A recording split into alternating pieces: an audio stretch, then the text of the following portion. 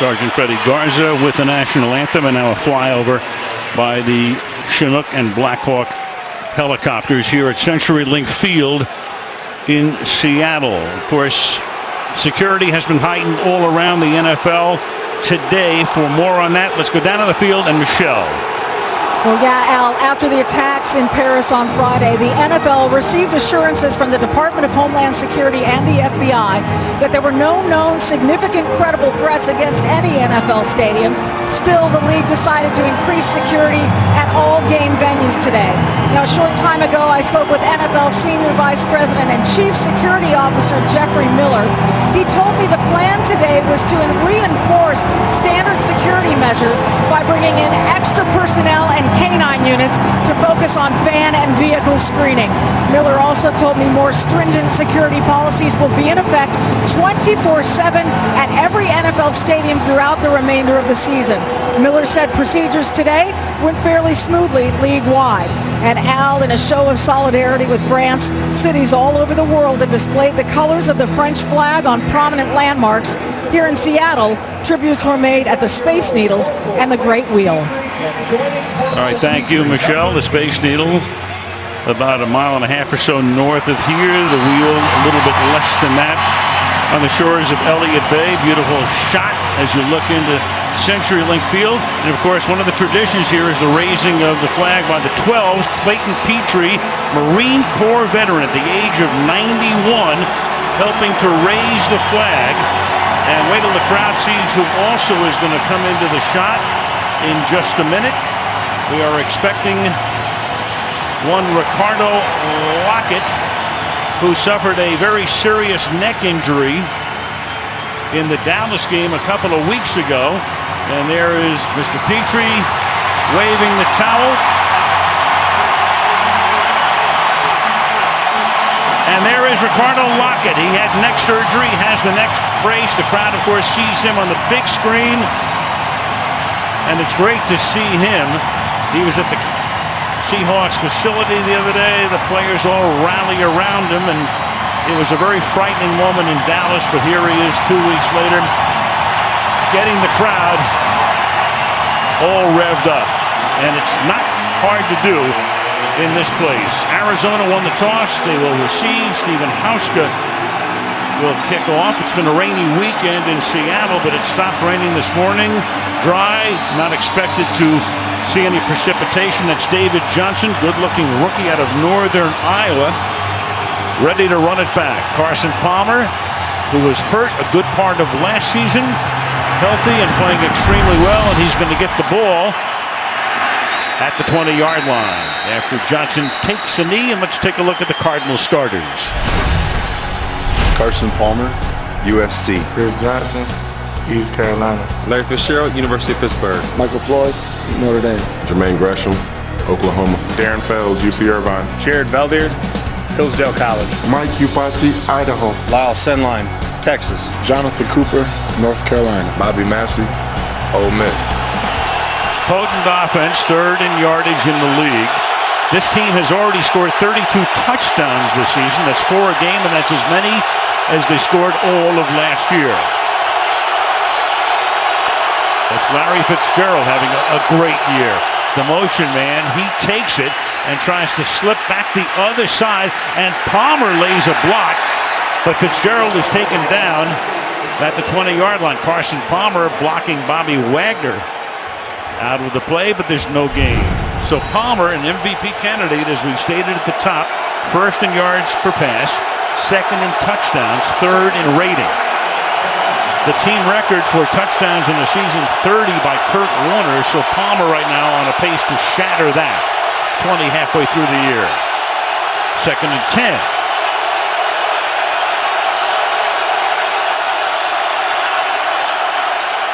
And here is Chris Johnson. He slides to the outside, skirts a tackle, takes it to the 23. The former Tennessee Titan who spent last year with the New York Jets was released and signed by Arizona in August. Not very many times do you talk about a wide receiver blocks someone that is going to be such a significant part of this game. Cam Chancellor, the enforcer for the run game for Seattle, and it will be a wide receiver, Larry Fitzgerald, who throughout much of the night will have that assignment. You saw how tight that huddle is. Everybody has to stand real close and read lips. 3rd and 7. The back is Andre Ellington. They send him out. Palmer avoids a sack and throws a duck that's incomplete. Bruce Irvin came in from his outside linebacker spot. So Arizona begins with a 3 and out. And he also beat the very best that Arizona has, Jared Valdir, the left tackle. And he has to be able to hold up right here because they're going to have to help these other offensive linemen. But when you get in those 3rd down and long situations, you better buck up, Carson Palmer, because the big guys are coming. Drew Butler is the Arizona punter, and Tyler Lockett having a terrific rookie season. Great run back man. They also use him a lot at wide receiver. And the rookie from Kansas State makes a fair catch at the 33-yard line. 44-yard boot. Let's take a look at the Seattle offense. Russell Wilson from a whole pack of bags. Marshawn Lynch, Oakland Ice City, California. Will Tukuafu, Oregon. Doug Baldwin, Stanford. Jermaine Kearse, Washington. Jimmy Graham, the U. Russell Okung, Oklahoma State. Justin Britt, LHS, MIZ. Patrick Lewis, Texas A&M. J.R. Sweezy, NC State. Gary Gilliam, Penn State. Lewis, the center, makes only his 2nd start of the season. Drew Nowak has started the 7 other games. And Wilson on 1st down, sliding around, moving forward, throws it up to the 39-yard line, complete there to Tyler Lockett for a gain of 6 yards. Russell Wilson came in 2012 3rd-round draft choice, 24-3 in his career at home. That's regular season. You can add 4 more playoff wins. You can add a Super Bowl win on a neutral site and a Super Bowl loss on a neutral site as well last year. Seattle trying to become the first team to go to 3 straight Super Bowls since the Bills of the early 90s. Lynch is the tailback. Marshawn missed practice on Friday with an abdominal issue. He stays in the block. Wilson going deep downfield and incomplete. Intended for Chris Matthews, who had a tremendous day at the Super Bowl, covered by Peterson. Let's take a look at the Cards defense. Frosty Rucker, USC. Rodney Gunter, Delaware State. Calais Campbell, the U. Lamar Woodley, Michigan. Kevin Minner, LSU. Deion Buchanan, Washington State. Alex Okafor, Texas. Patrick Peterson, LSU. Rashad Johnson, Alabama. Tyrann Mathieu, LSU. Gerard Powers, Auburn. Cardinal defense, 13 interceptions this season. 3 of them run back for touchdowns. On 3rd and 4, Wilson sprints to the outside, throws, and that's complete for a 1st down. Jimmy Graham, the big offseason acquisition, the longtime New Orleans tight end, came over in a trade that sent Max Unger, the center, to New Orleans.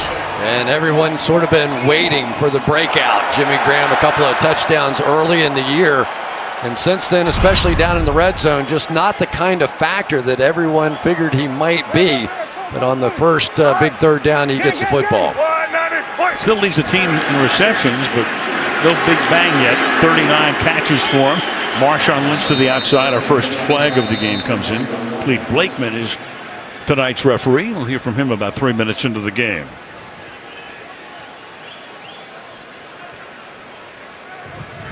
Personal foul, grabbing the face mask. Offense, number 79, 15-yard penalty, replay 1st down. And that would be the right tackle, Gary Gilliam. Pete Carroll looking up at the board to see if he can spot whatever the infraction was. Right tackle right here.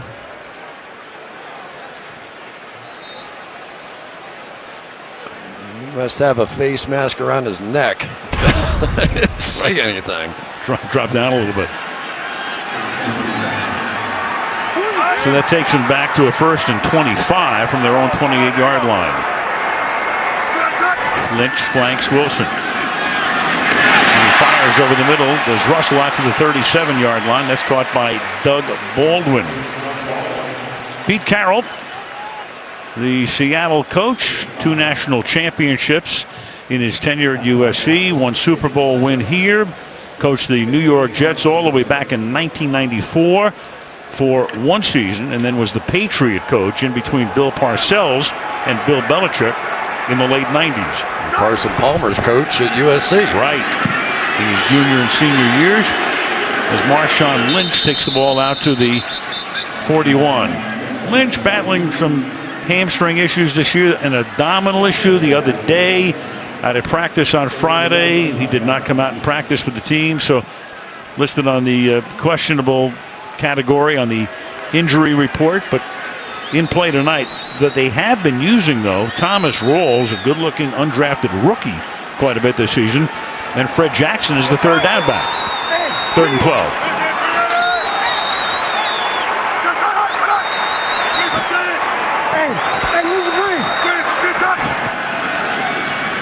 Four-man rush. Wilson, as he does so effectively so often, out of the pocket, but that time overthrows Doug Baldwin. And Seattle will have to punt. And as we have seen a little too often this year from Russell Wilson, too. That's a missed easy throw for a first down. No one scrambles around and makes plays better than Russell Wilson does, but occasionally we've seen balls get away from him in key situations. Baldwin was wide open there. Patrick Peterson back to receive, standing at the 15-yard line. John Ryan to do the punting for Seattle. And Peterson is met immediately as he hauls it in at the 18-yard line. And Stephen Terrell, number 23, is right there for the tackle. Sunday Night Football being brought to you by Verizon. Watch live primetime games with NFL Mobile only on Verizon. By BMW, we only make one thing, the ultimate driving machine. By the U.S. Army, the team that makes a difference. And by GE, the digital company that's also an industrial company. Seattle's EMP Museum, showcasing music and pop culture.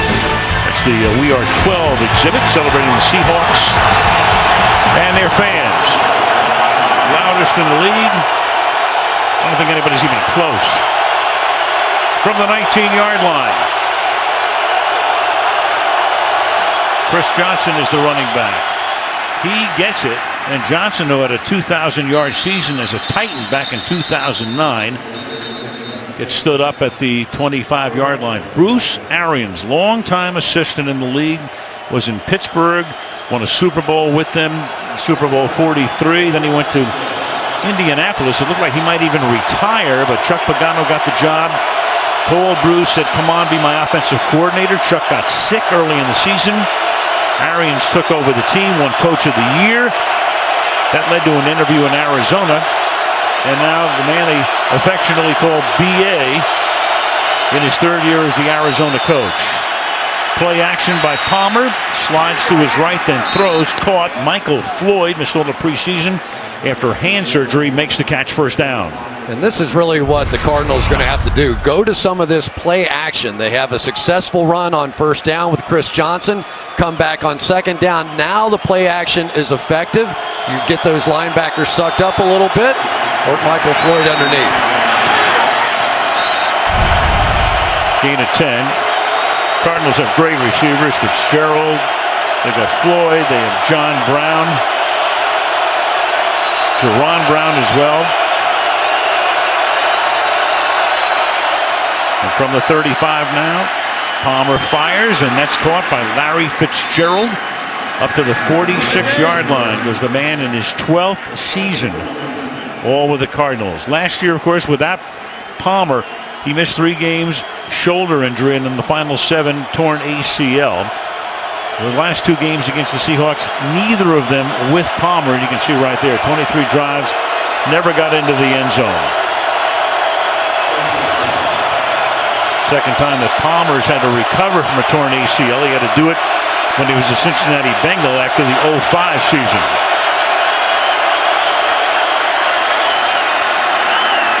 And over the left side for a gain of 3 goes Chris Johnson.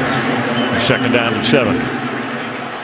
Looked like the left side of the Cardinal offensive line moved a little early. Let's see what we see over here. Maybe not. Just kind of a weird start to that play. It's good to see Chris Johnson back running. I went back last night and just started watching all of his runs. What a year he has had. The patience, a little like Le'Veon Bell, just a veteran guy who's seen it all and seems to be very, very comfortable in this offense. Second down and 7 from the 50-yard line. And Johnson to the outside. Tough to get around that Seattle defense. They are so fast. Cliff Averill out there. So you run east-west, as they say, sideline to sideline against Seattle. It's tough. And Bruce Arians saying last night, we got to go up the middle a bit more, but not there. Yeah, this is the stretch play. This is the one where all the offensive line pull out in front of the running back, and then he's supposed to cut it up inside wherever the hole is. But as a general rule against Seattle, if you try to run outside of them, you don't have a lot of success. So I think that is sort of setting the table a little bit out. They stretch them a little bit, but we're going to work them back inside tonight. Sooner or later, they go 5 wide here. Fitzgerald split wide to the left. Palmer has to step up, avoids the sack, throws. Fitzgerald makes the catch, and Larry Fitzgerald out of bounds at the 35-yard line. Accepting congratulations along the Arizona sideline. First down. Really nice job right up front by Jonathan Cooper, the right guard. He ended up being the key guy on this one that's going to allow Carson Palmer to step up under pressure. But it is something to watch this year with Carson Palmer, how much more confident he is. There's Cooper right there, number 61 on your screen. Just how much more confident he looks stepping up in that pocket, not thinking about that knee, bouncing back up in the pocket. It's been fun to watch. Andre Ellington is the back here, and here goes Ellington. And Ellington takes the ball to the 32. You go back to training camp with Arizona, they had Ellington, and they had David Johnson, a rookie, and Bruce Arians figured, well, I'll go with these two guys. Ellington will be my key guy, but then he hurt his hamstring, and you don't want to go with a rookie as your ace. And then Johnson became available. He was available anyway, and they looked around along with GM Steve Keim and said, we got to go get that guy. Pretty good idea. Ellington stays in on second down and 8 from the 33-yard line. Nice pocket, and then the pass is too high. That one intended for Jermaine Gresham, the tight end. It'll be third down and 8 for the Cards. Jermaine Gresham, a guy that has been coming back, had back surgery in the offseason, and boy, Carson Palmer was really high on him, a guy that just has sort of this dog attitude out there. He is tenacious blocking down the field. Here comes Bennett off the edge here, and Bobby Massey, and then it was Jonathan Cooper who came over, give him a little help, which was a fine idea. Third down and 8, and the Seahawks are going to take a timeout. 5:42 left in a scoreless opening quarter in Seattle. Don't miss a moment of Sunday Night Football for the rest of the season. You can do that with NBC Sports Live Extra. Take the game with you anywhere, laptop, tablet, or connected TV. A little shot of downtown Seattle. Rainy weekend, but dry this afternoon, dry tonight. Temperature is 46 degrees. Third and 8 after the defense took a timeout. And Palmer has to just throw it into the ground. There was a flag before the snap. Clete Blakeman signaled that the play was dead. And that's a big one because that drives them outside of the traditional field goal range for Chandler Catanzaro. Offense, number 84. 5-yard penalty. Still third down. Gresham. Catanzaro's long of his career is 51 yards. Just the tiniest of flinch, and a bigger flinch from KJ Wright jumping up in the air to signal it. Yeah. More like a twitch, but it cost him 5. It's third and 13. Play clock down to 5. They go 5 wide, and Palmer is going to go for it all, and Fitzgerald with a flag thrown, incomplete. Back upfield, Earl Thomas was covering on the play. That was a third and 13. Prior to the pass, holding defense, number 35. It's a 5-yard penalty, automatic first down. That's on Sheed, and a first and 10. Let's see if we can see him here, right here.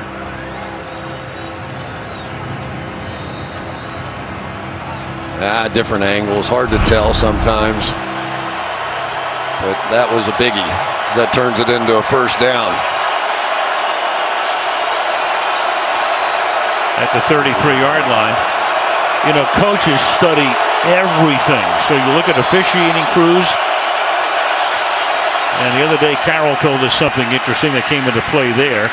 Chris Johnson to the 30, he said, you know, this officiating crew headed by Clete Blakeman, they've only called one defensive pass interference this season. But they've called a ton of defensive holding.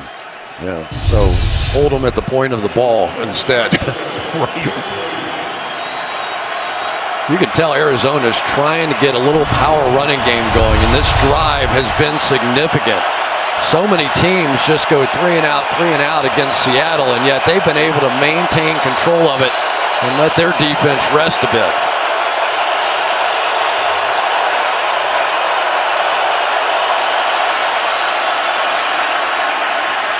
Palmer, good protection that time, and that's going to be a first down. That is Darren Fells, the tight end. And he takes the ball to the 21-yard line. 11th play of the drive coming up. Boy, across the board there, you just see fine protection. Came with a little bit of a stunt back inside. Valdir picked it up perfectly, and that is what Carson Palmer's been doing. You give that guy time. Almost everybody I talked to from Arizona said if we give Carson Palmer time to throw, if we don't let their 4-man rush get there on us, then we should have a big night. This drive began back at the Cardinal 19-yard line. And trying to pull his way forward. This is Johnson. They'll wrap him up after a gain of 2 yards. Seattle's defense has not allowed a touchdown in its last 2 games. They beat the 49ers on a Thursday night, 20-3, and then they gave up 4 field goals at Dallas 2 weeks ago before the bye and won that game 13-12. And there is the new defensive coordinator, Chris Richard, to over for Dan Quinn, now the head coach in Atlanta. Richard, very young, 36 years old. In fact, he was a teammate of Carson Palmer at USC. Palmer told us last night, I knew when I played with him, this guy was going to be a coach someday. Play clock at 3. Play clock at 1. And they barely get it off as Palmer slides away and hits Ellington on the run. And Ellington is forced out of bounds at the 6-yard line by K.J. Wright. Well, they worked it all the way down on that one, but it is the second time now that we have seen Carson Palmer. You don't think of mobility in Carson Palmer, but his ability to step up. And really, Andre Ellington, number 38, could be a significant player in this game. Usually, if you're going to have some success with some of those option routes over the middle to a running back, and he is their primary receiving running back out of the backfield. He also comes into the game averaging 6.7 yards per carry. Chris Johnson in there now. It's 1st and goal. And that pass may have been flicked away. Larry Fitzgerald on a slant. Sherman covering on the play. That's a marquee matchup, 2nd and goal. Oh, yeah. I asked whether or not they would stay away from Richard Sherman. Of course, we all know what he's been able to do against Arizona. But out here on the outside, best against best. And everyone said, no, we don't shy away from anybody. That's where our reads go. That's where we throw it. We don't care where he is. And so far, Sherman hasn't been chasing Fitzgerald across the field either. He's just been staying on his defensive left side. 14th play of the drive. 2nd down and goal. And it's caught on the run and then dropped out of bounds. It's incomplete. Chris Johnson, the receiver, but never had control. He was covered by the linebacker, Bruce Irvin. Crowd signals its pleasure with that play with a Bruce chant, and it's 3rd down and goal. Yeah, Bruce Irvin's not really known for his coverage ability, and I think Bruce Arians there said, okay, you're going to play Irvin out there as a cover guy. We're going after him, but he played that one perfectly. 3rd and goal. They've had the ball for more than 7.5 minutes.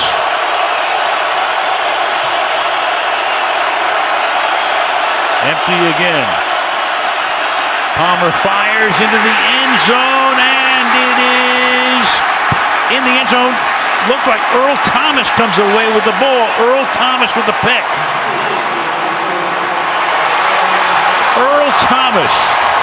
Well, what does that remind you of? A little bit, didn't it? It's hard not to think of Malcolm Butler in that situation. It's going to come right through. He saw Floyd coming through and picked it off. And he tried to get back into the end zone. His momentum had carried him in there. So Thomas plays the role of Butler. And there's a little different than the reaction we saw last February 1st in Glendale, Arizona. And Carson saying that was my fault. The ruling on the field is that the pass was intercepted in the end zone. The defender progressed the ball out to the 1 yard line, then was hit back in the end zone. So therefore, it's Seattle's ball, 1st and 10 from the 1 yard line. That was very close. Very. Very close. But he was outside, then went back in. But they get the ball and stymie the drive. From Dick Wolf, the executive producer of Chicago Fire and Chicago PD, comes the next great drama in the City of Heroes. Chicago Med, premiering Tuesday, 9 Eastern and Pacific, 8 Central and Mountain, right here on NBC. Play under review, as are all turnovers, and we think it's going to come out to the 20-yard line. Thomas never got the ball totally out of the end zone. Got it above the goal line. He had to get it totally out, and that's going to be a break for Seattle here. After review of the play, the defender was down by contact with the ball positioned in the end zone. Everybody at 4 by rule, there's no touchback. It'll be Seattle's ball, 1st and 10. You know, just a couple of things here. First of all, Michael Floyd hit him, so as soon as he's down, he's down. Now watch exactly where he was. There's the interception. Contact is there. And then you'll see, remember, the ball would have to come completely outside the playing field side of the end line. And there's the elbow down and the ball there. Remember, it would have to be that edge of the line. Right. All the way out, the complete ball all the way out. Good overturn. Yeah, the exact opposite if you're on offense going into the end zone is Lynch with a flag down to the 25. If you're going into the end zone, all you have to do is get the ball above the goal line, any part of it, and you're in. That's the end zone. But trying to come out, you got to get the whole ball out past the goal line. So a break there and a flag here. What a great 5-yard run. Offense, number 68. 10-yard penalty. Still 1st down. Justin Britt.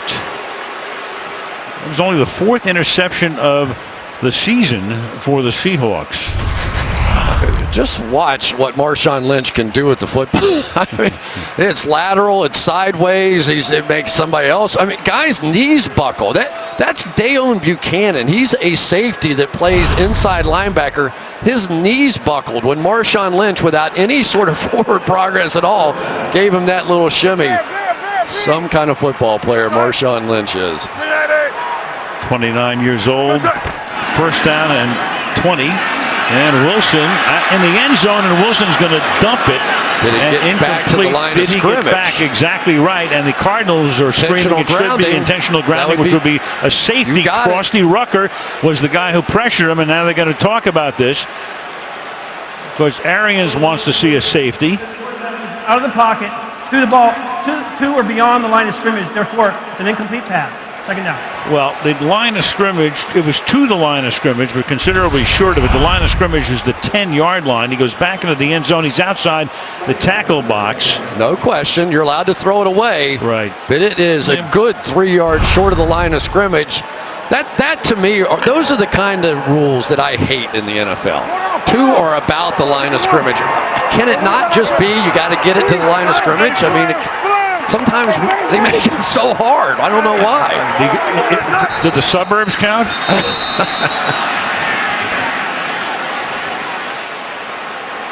LA game.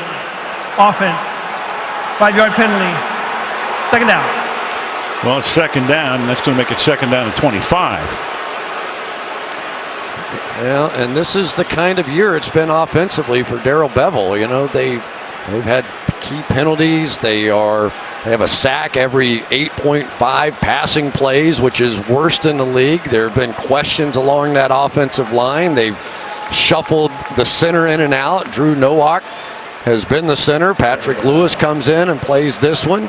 So, you know, they just keep waiting for that game where everything sort of comes together for them, and it just hasn't so far. Yeah, Russell looked at the bye week as the beginning of the 2nd season. He said, okay, you know, we haven't played that well over the first 8 games. The record says that, 4-4. But most of the Seahawks considering this a new dawn. But tonight, as we stated at the top, a vital game for them to win if they want to have a realistic chance to win the division. Lynch trying to shed tacklers and fights his way out to the 15-yard line. 3rd down and long. Well, there just haven't been many people this size with this sort of lateral step ability. You can see the patient almost backed up there, and then Russell Wilson's going to get out in front and throw him a block. But Marshawn Lynch has had 2 of the best runs I've ever seen in my life. Of course, the earthquake run here against New Orleans and all that. But last year when we were in Arizona, that one was almost as good. 3rd and 15. Fred Jackson comes in, the former Buffalo Bill, picked up this season. He stays in the block, and Wilson somehow escapes, but not very far. And then the ball is loose at the 20-yard line, and the Cardinals are going to come up with it. What did he forward pass is the question. It's one of those little flip forwards that we see out of Russell Wilson all the time. Incomplete. So he's gotten away with a couple here. In the end zone, he's able to get away without it being grounding, which would have been a safety. And here, he flips it forward to avoid the fumble. Here's a guy, a name you'll recognize, Dwight Freeney. Since he's been picked up about halfway through the season, he's had a major impact. Got around Gary Gilliam there. And then on the outside, Marcus Golden almost got there. Thought he did, not quite. John Ryan to punt. Patrick Peterson. This is a low line drive kick, but it's away from Peterson. Has to scoop it up on a hop and takes the ball to about the 45 of Seattle. So we have 55 seconds remaining in the first quarter. Cards with the ball. The game is scoreless. Carson Palmer came to the Cardinals in 2013. Since then, when he's been in the lineup, 22-8 with a 92.9 rating, which is good. Without him, 5-5, and they know what that looked like last year. Can't live with or without you. Well, certainly you can't live without you. I mean, they had a good thing going last year, and then he got hurt, and that was the end of that. They went to the playoffs against Carolina, and their season ended in Charlotte. And that pass is caught by Larry Fitzgerald. He takes it to the 26-yard line. The fountain of youth with this guy. Larry Fitzgerald, 12 years in the league, playing as well as ever, 23-yard game. But I tell you what's happening here is that Bruce Arians is calling a lot of play-action passes on 1st down, and you can see that the Seahawk defense is just so fired up about this game. They're leaning forward, and their linebackers are coming up, and they're getting easy, wide-open guys down the field. Already 4 grabs for number 11 as the quarter comes to an end here with Chris Johnson taking it to the 25-yard line. So they've run 20 plays to Seattle's 9 in the quarter, but the game is scoreless as we go to the second in Seattle. End of the first, no score. Sunday Night Football from Seattle. Back after these messages.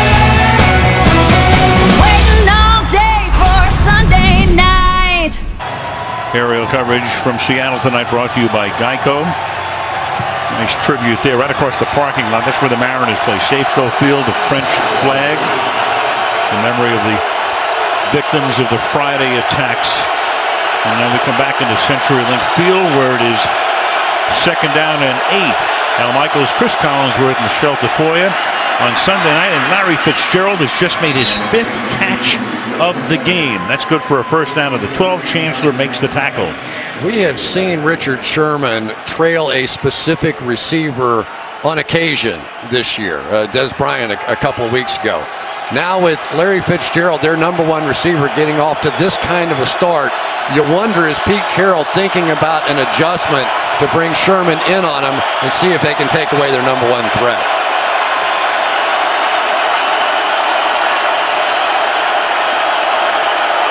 Palmer this time out of the pistol. Johnson breaks a tackle, but then he's going to lose more yardage, so he was able to spin away. Michael Bennett was the first guy, and then Cliff Averill comes in to finish him off. Well, I'm just going to make a recommendation that you don't do that when you're playing against this defense. Nobody's faster than Chris Johnson playing running back, but you just don't get outside of this defense. You see them when somebody's trying to get outside, they'll have two guys run to the boundary to make sure you don't get there. They're too fast.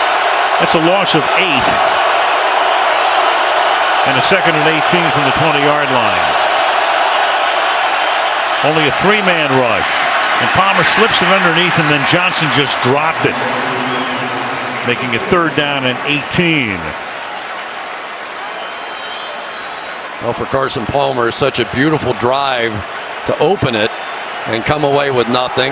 And now here they are down inside the red zone, and they're backing up again. This is one of those moments, and you understand it's one of those kinds of games.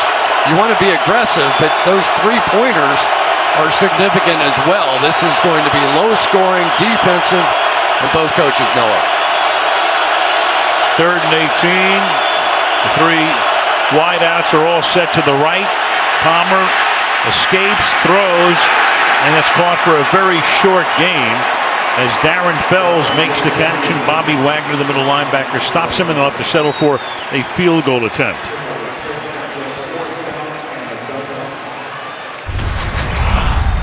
So much activity when you get in those 3rd down and longs, and for Carson Palmer, he's done a nice job on the move here tonight. But both teams, we have seen them when they've made the big mistakes, when they've had the holding calls, when they've been taken back.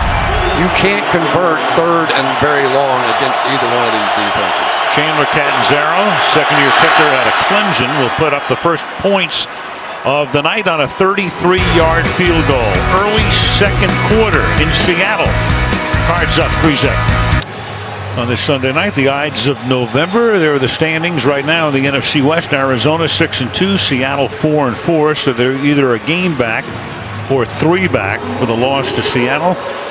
St. Louis loses today, 4-5, and the 49ers have their bye week.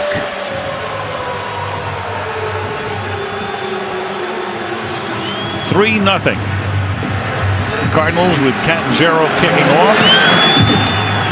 And Tyler Lockett, who's a major threat from the 2-yard line. Good coverage there. Out to the 22-yard line. And back to work go the Seahawks. Tyrann Mathieu, one of the more unique players in the National Football League, and I think one of the best. Is he a safety or is he a cornerback? He considers himself a cornerback, and in reality that's where he plays most, but he has played just about everywhere on this defense. He blitzes, he's in coverage, and he is currently ranked as the 2nd best among cornerbacks, so why not call himself a cornerback? He is some story though, isn't he, Al? And the impact that Patrick Peterson has had on his life, and in many ways may have completely transformed his life. His parents as well. Star-studded secondary. Got Rashad Johnson back there as well.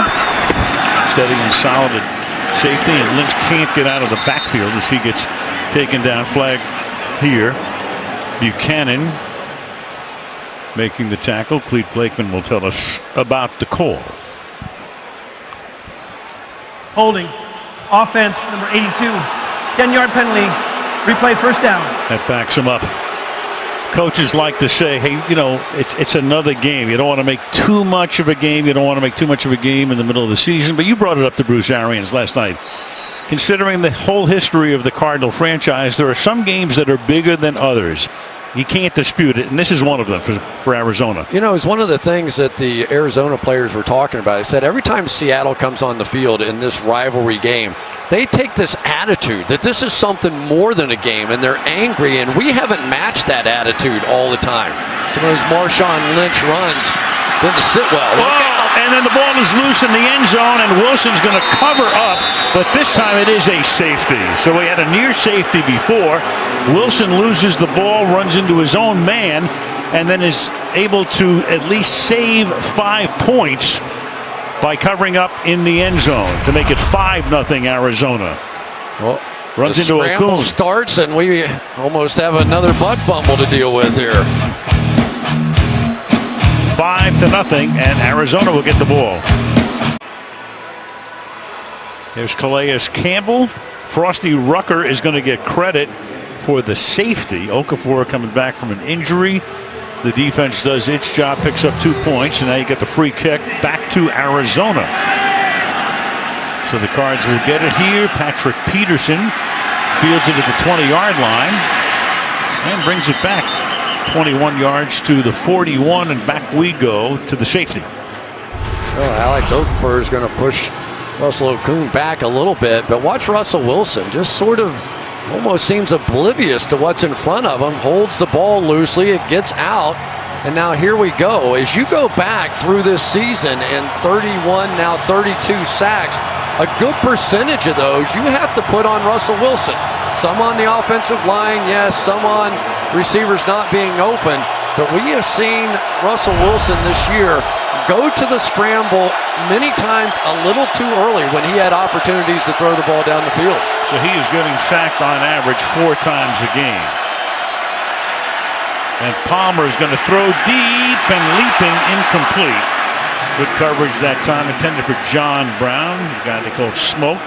And you have Richard Sherman covering second down. Highest percentage of sacks, according to Pro Football Focus. So right there, so 4th most, and Ryan Fitzpatrick, that's a small sample size, but Tyrod Taylor, a scrambler, Blake Bortles, a young player. But Russell Wilson, you would not expect that higher percentage of sacks to be attributable to him. I know he's trying to make plays, but we talked to him the other day, and he even realizes I've got to hit that back foot and get the ball out and help my offensive line some. And Johnson's going to pick up a couple of yards here. So from 2nd and 10, we go to 3rd and 8. What's really interesting is we saw Richard Sherman almost come up with that interception. They don't have any interceptions from their cornerbacks this year. Earl Thomas just came up with his 3rd. Cam Chancellor has 1, but this great legion of boom and the corners and the way they played back there, and especially Richard Sherman and especially him against Arizona, has 7 against them alone. None so far this year. Yeah, his last one would have been in the next to last game last year in Glendale, Arizona. 3rd and 8. Blitz coming. Good protection though that time, and the pass is incomplete, but a flag comes in, and that's Sherman covering Brown again. And then you can tell the way Richard's blinking that he knows it's him. Well, he grabbed the jersey at the separation point. I thought he was fine until the separation point. Then you could see, or I thought I saw him grab the jersey.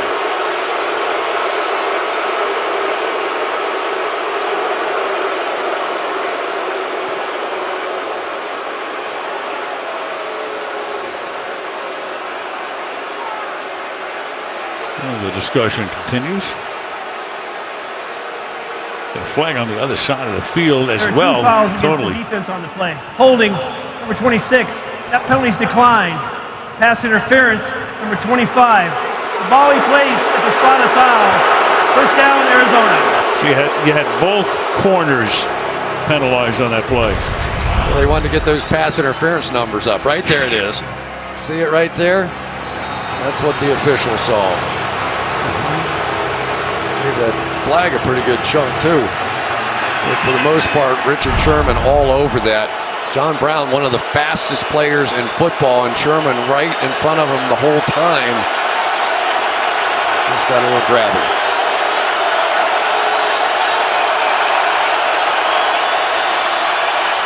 Deep drop. Bennett can't get to him. Slings it downfield.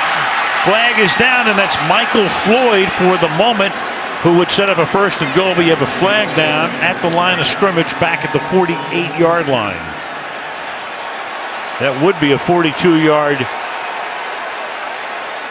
gain. However, everybody's coming back to midfield.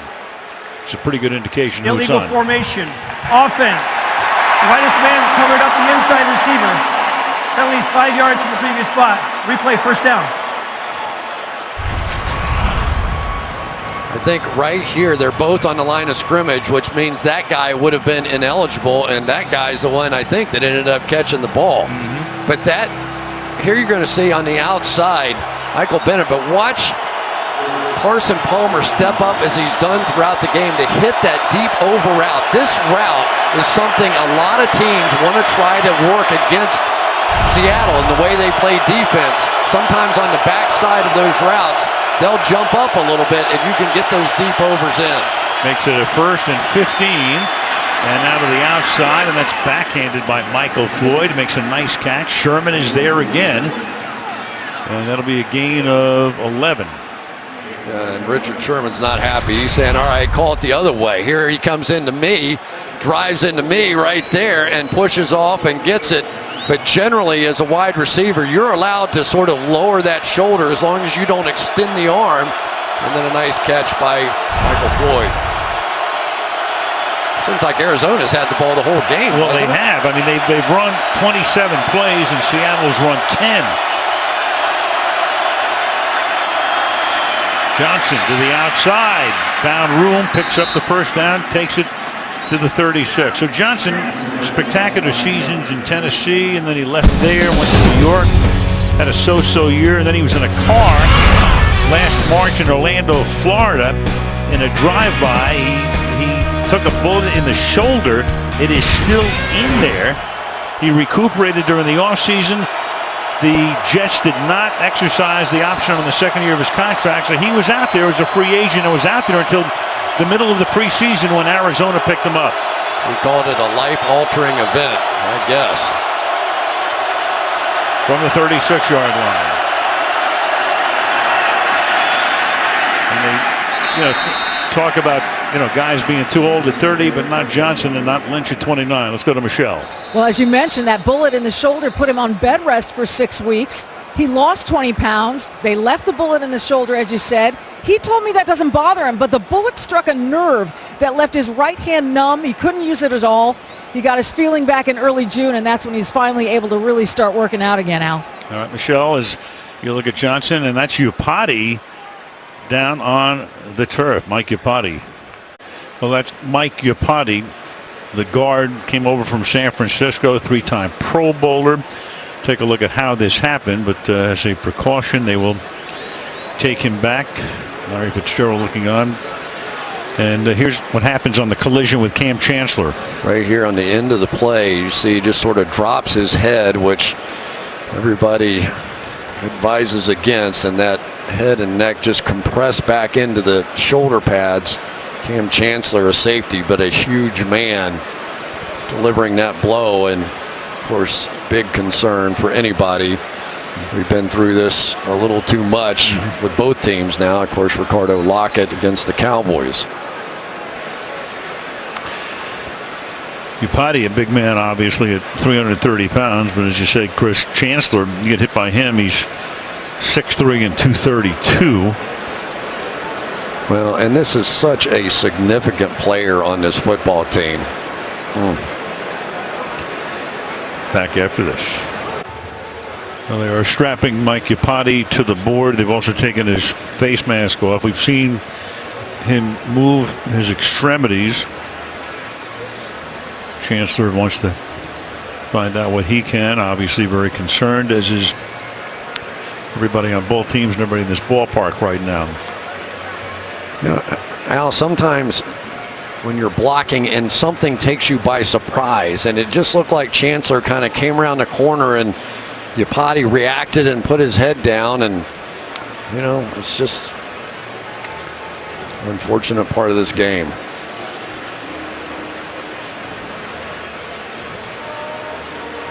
Mike Iupati came over from San Francisco, and they wanted to be bigger and stronger in that offensive line, and he's one of the biggest and strongest and great run blocker. We wish him well. Yeah. A part of that offensive front with the 49ers when they went to the Super Bowl. Expected to have him around there for a long time, but another of the 49ers who has moved on. Mike missed the first 3 games this season with a knee injury, and his spot is going to be taken by Earl Watford. So it's amazing, Al. I've been on the field when some of this stuff happens, and it's immediately sobering. You know, as a football player, you have to get out there and you get these raw emotions, and it's hard to explain what you're like as a human being on the field, and then all of a sudden one of your guys or somebody on the other team goes down, and there's just this flash of reality that hits you. Well, let's just hope for the best. I mean, we've seen this too many times. Obviously, it happens a lot. And then every so often, you know, the report comes in, and obviously Michelle will be on top of this, and hopefully the initial indication is that things are a lot better than they look right now. They just don't take any chances. They are going to take every single precaution, as it should be. We hope he's fine. So we will get the report as quickly as we can on Mike Iupati. There is Earl Watford, 4th-round pick. Played his college ball at James Madison. Started a couple of games at right tackle earlier in the season.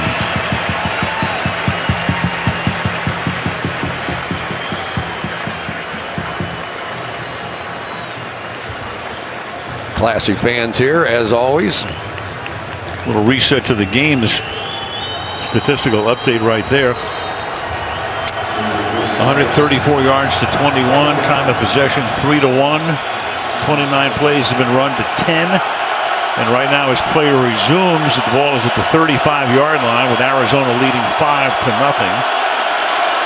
And it is 2nd down and 9 for the Cardinals. And that's incomplete. Pass intended for Fitzgerald. He looked around for a flag, sees none. Carrie Williams with the coverage, former Eagle. It'll be 3rd and 9. Nice job there. And of course, Kerry Williams is going to get a lot of action because he's on the opposite side of Richard Sherman. Larry Fitzgerald a little bit casual coming back to the ball. Good play by Kerry Williams as that other cornerback, Byron Maxwell, had that role a year ago. Yeah, Maxwell went to Philadelphia as a free agent. Williams came this way. Ellington is the back on 3rd and 9.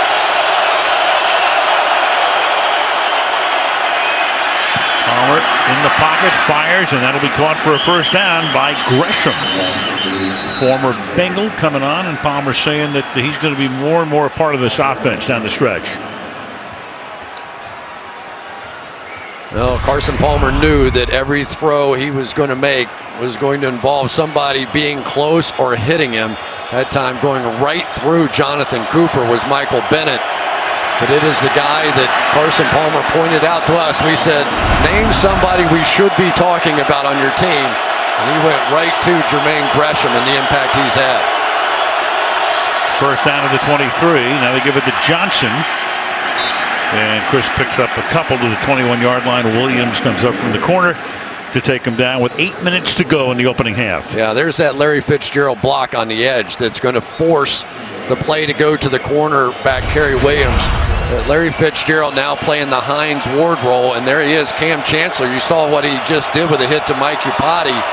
That is going to be a matchup. Most teams don't have a wideout that wants any part of Cam Chancellor, but Larry Fitzgerald, a big guy and a good blocker. 2nd and 8.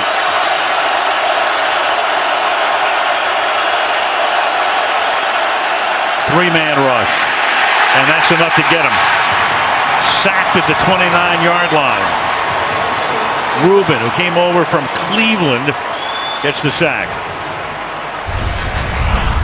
Well, you could tell that Carson Palmer has a good vibe tonight going with Larry Fitzgerald. He looked that way, but Richard Sherman was all over the double move. And if you don't make someone initially open, then it is usually going to result in a sack.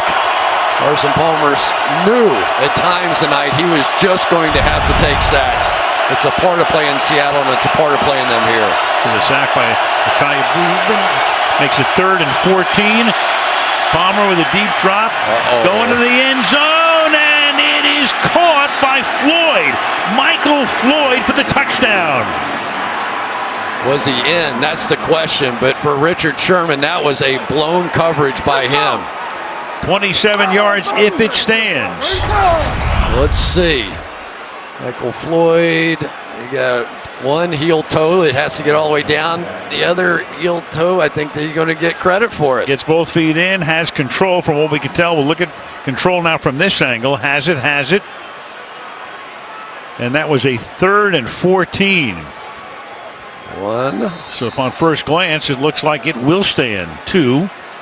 And out. And then out. And just remember, if that heel, even though the toe was in, if the heel had come down on the line, it would have been incomplete. Nice job by Michael Floyd realizing that. Already confirmed. Extra point by Catanzaro is good. So after the safety, they get the ball. And they go 59 yards in 10 plays, 6:41 to go. And Arizona leads 12-0. Sunday Night Football being brought to you by Subway, the legendary sweet onion chicken teriyaki. Subway Eat Fresh. By the 2016 Lexus LS and new LX Polished Meets Purposeful. By USAA, join us at salutetoservice.com. And by Bud Light, make the right call, drink responsibly. That is fabled setting here in Seattle. Dale Chihuli's famous glass sculptures on display at the base of the Seattle Space Needle. Dancing going on the Arizona sideline. It's been all Cardinals, 12-0 as Catanzaro puts it in the air, and Lockett will down it in the end zone.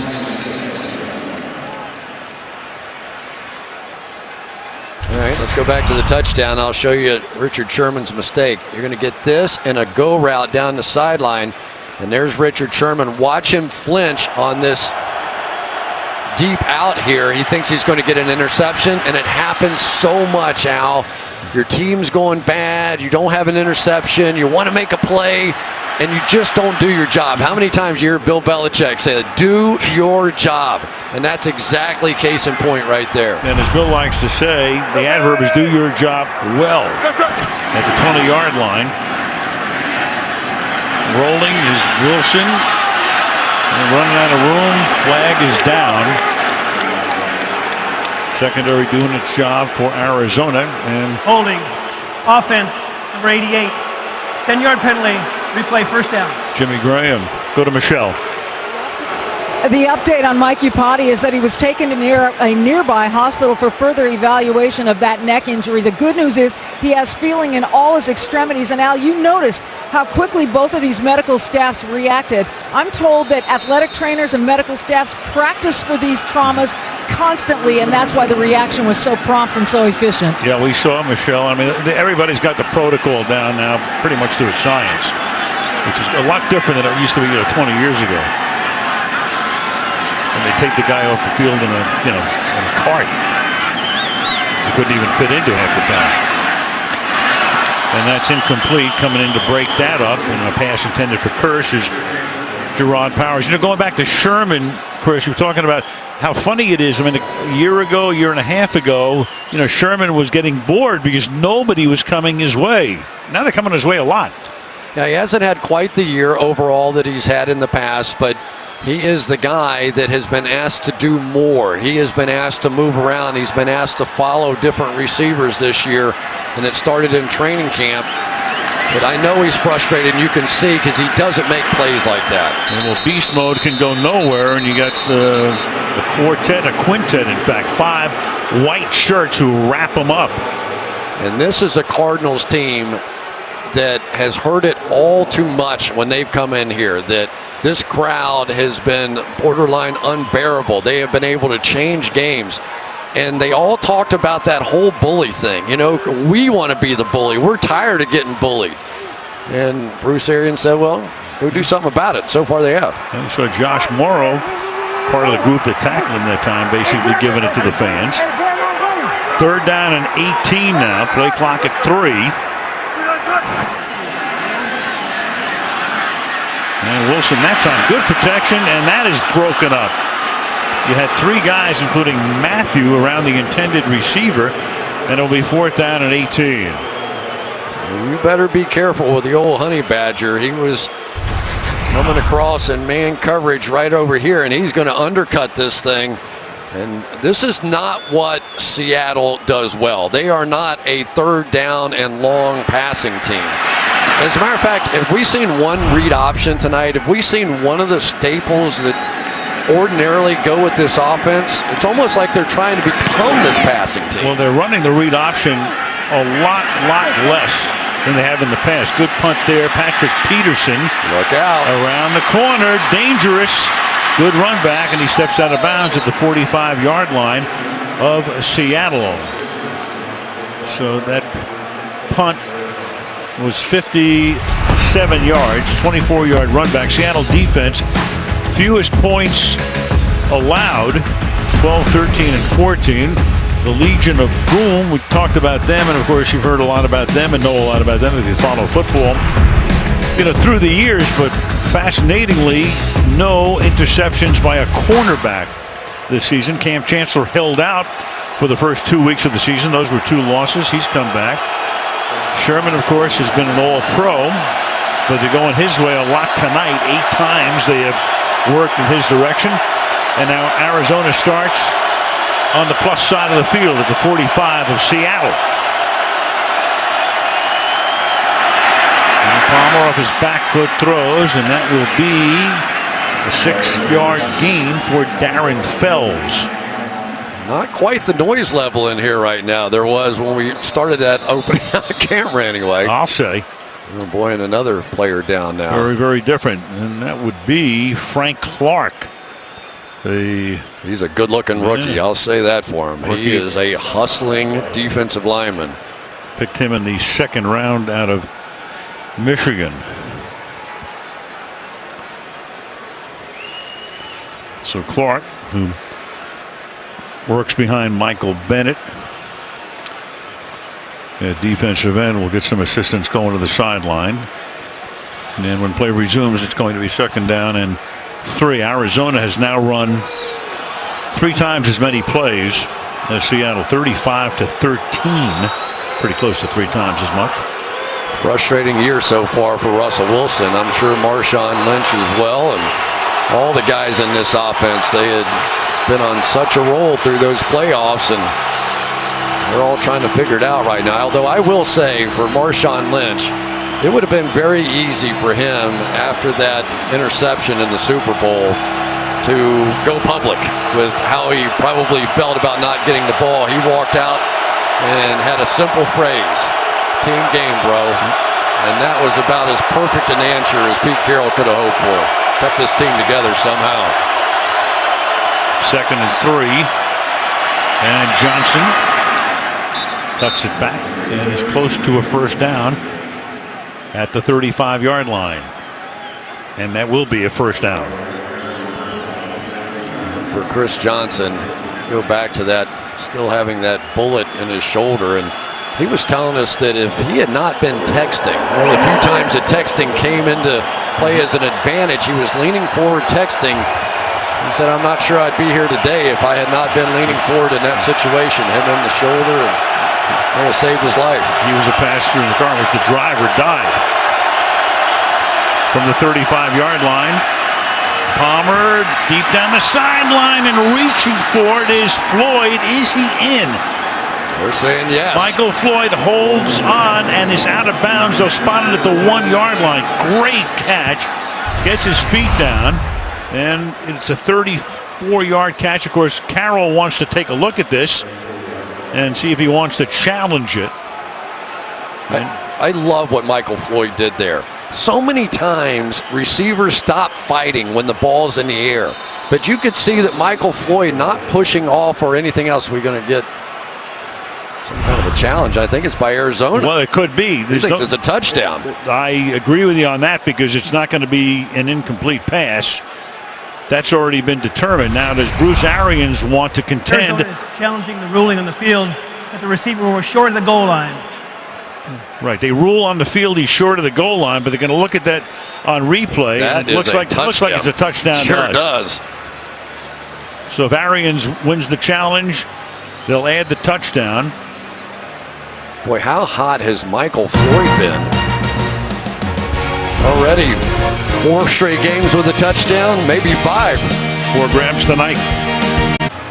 We think Arians wins this challenge. It looks like he gets into the end zone. Ball crossing the plane, both feet in bounds.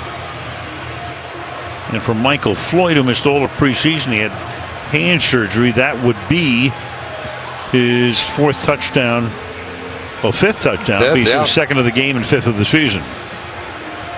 Yeah, he came back from those 3 dislocated fingers. Wasn't doing much early in the season, but has been very hot as of late. And that's one of the problems that you have when you play this Arizona team. A lot of depth at running back, a lot of depth at wide receiver. There's nobody you can, in a Belichickian sort of a way, take away and win the game.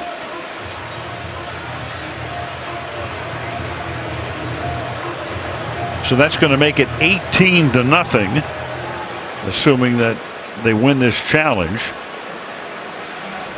And that's a score that you don't see very often in this building. No, you don't. And this is going to send a few shock waves around, because you just keep thinking that Seattle is going to settle into their late season run. After review of the play, the ruling on the field has changed. The runner had control of the ball, extended it across the goal line. It is a touchdown. Arizona will not be charged with the timeout. Please put 4 minutes, 2 seconds on the game clock. So Floyd that time covered by Cary Williams. Arizona with all of its points here in the second quarter. As a receiver, you want to try and stack that cornerback. You want to get on the good side of him. Now watch what he does here. Just a little arm fighting right there to get him to the front shoulder. Now use that big body to duck inside there and comes up with a touchdown. It was a great play by a big receiver on the outside. So Catanzaro comes in to try to tack on a 19th point. And the crowd a little stunned right now with 4:02 to go in the first half. Well, Michael Floyd played his college football at Notre Dame, and Notre Dame will be there next week on NBC, Fenway Park. A little time-lapse view of turning where the Red Sox play into a football stadium. There's been a lot of football through the years. Many years ago played at Fenway Park, and another game coming your way. You'll see it. Boston College against Notre Dame Saturday night next week at 7 Eastern on NBCSN. Green Monster out there be a fine place to watch that game, wouldn't it? Had it up there. Not bad. A little bit. Notre Dame doing well. As of right now, they would be in the Final Four in that playoff series. Well, the Seattle Seahawks, a little solemn look on the bench there. Passing yards allowed per game. Second in the league coming in, and already they've given up as many yards just about as they've allowed in 4 quarters of the average game this season. 19-0.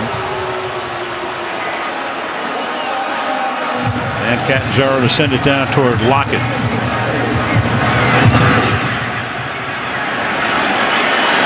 Kicks it away from him and into the end zone. Well, one of the stories of this season has been the play of Patrick Peterson and his comeback. Type 2 diabetes. They didn't really know what was wrong with him last year. They only knew that he didn't look the same. He didn't look like he was in shape, and he got the blood sugar under control. And this entire season now, we have seen him back to that Pro Bowl one-on-one, bump and run, in-your-face kind of coverage. And what a difference he's made. He is very much the mentor for Tyrann Mathieu. Dynamic personality on this team and very much the leader of this defense. 5th overall pick in the draft back in 11 out of LSU. He's made the Pro Bowl every season. Wilson fires, and that's caught, and then spun down. Baldwin gaining 9. 2nd and 1. Here's Michelle. Picking up on Patrick Peterson, he gained almost 20 unwanted pounds last season. His energy level was low. His mind was cloudy. Diagnosed with type 2 diabetes, which is reversible. And as you said, Chris, he made adjustments and reversed it. By Michelle on 2nd and 1. The handoff goes to Marshawn Lynch. He gets to the 34. Let's take a look at that weight difference from Patrick last year to this year. Well, you can just see it in his face, right? The cheeks, a little bit in the belly there as well. There's You can just see the lean muscle mass and the definition. The one on the right, he's just back to being the athlete that we had all seen for the first 3 years. And the Seahawks going no huddle, and Wilson's going to pack it in, take off, and get the first down before he steps out of bounds.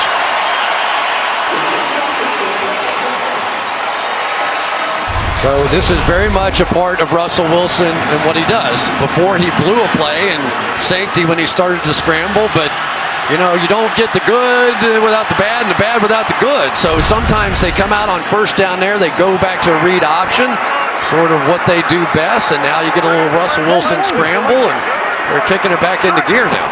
Going no huddle, only the third first down, and now Wilson's going deep, and that's caught on the run, and that is Paul Richardson, who's been injured, comes off the injury list, makes his first start of the season tonight with Ricardo Lockett going on IR, gets free down the sideline, gain of 42.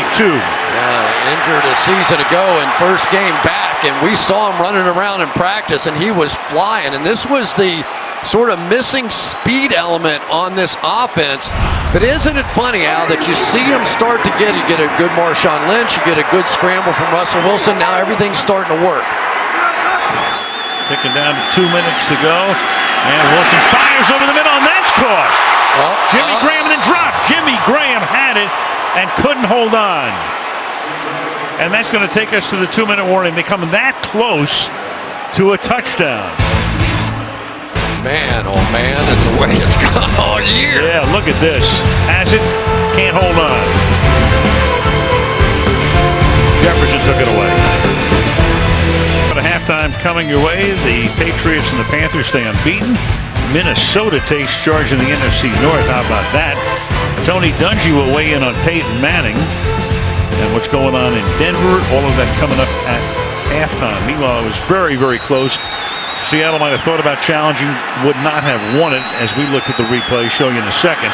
But it's 2nd down and 10 after the incomplete pass for Graham. And Wilson will fire toward Graham again, and that is incomplete, but a flag is thrown.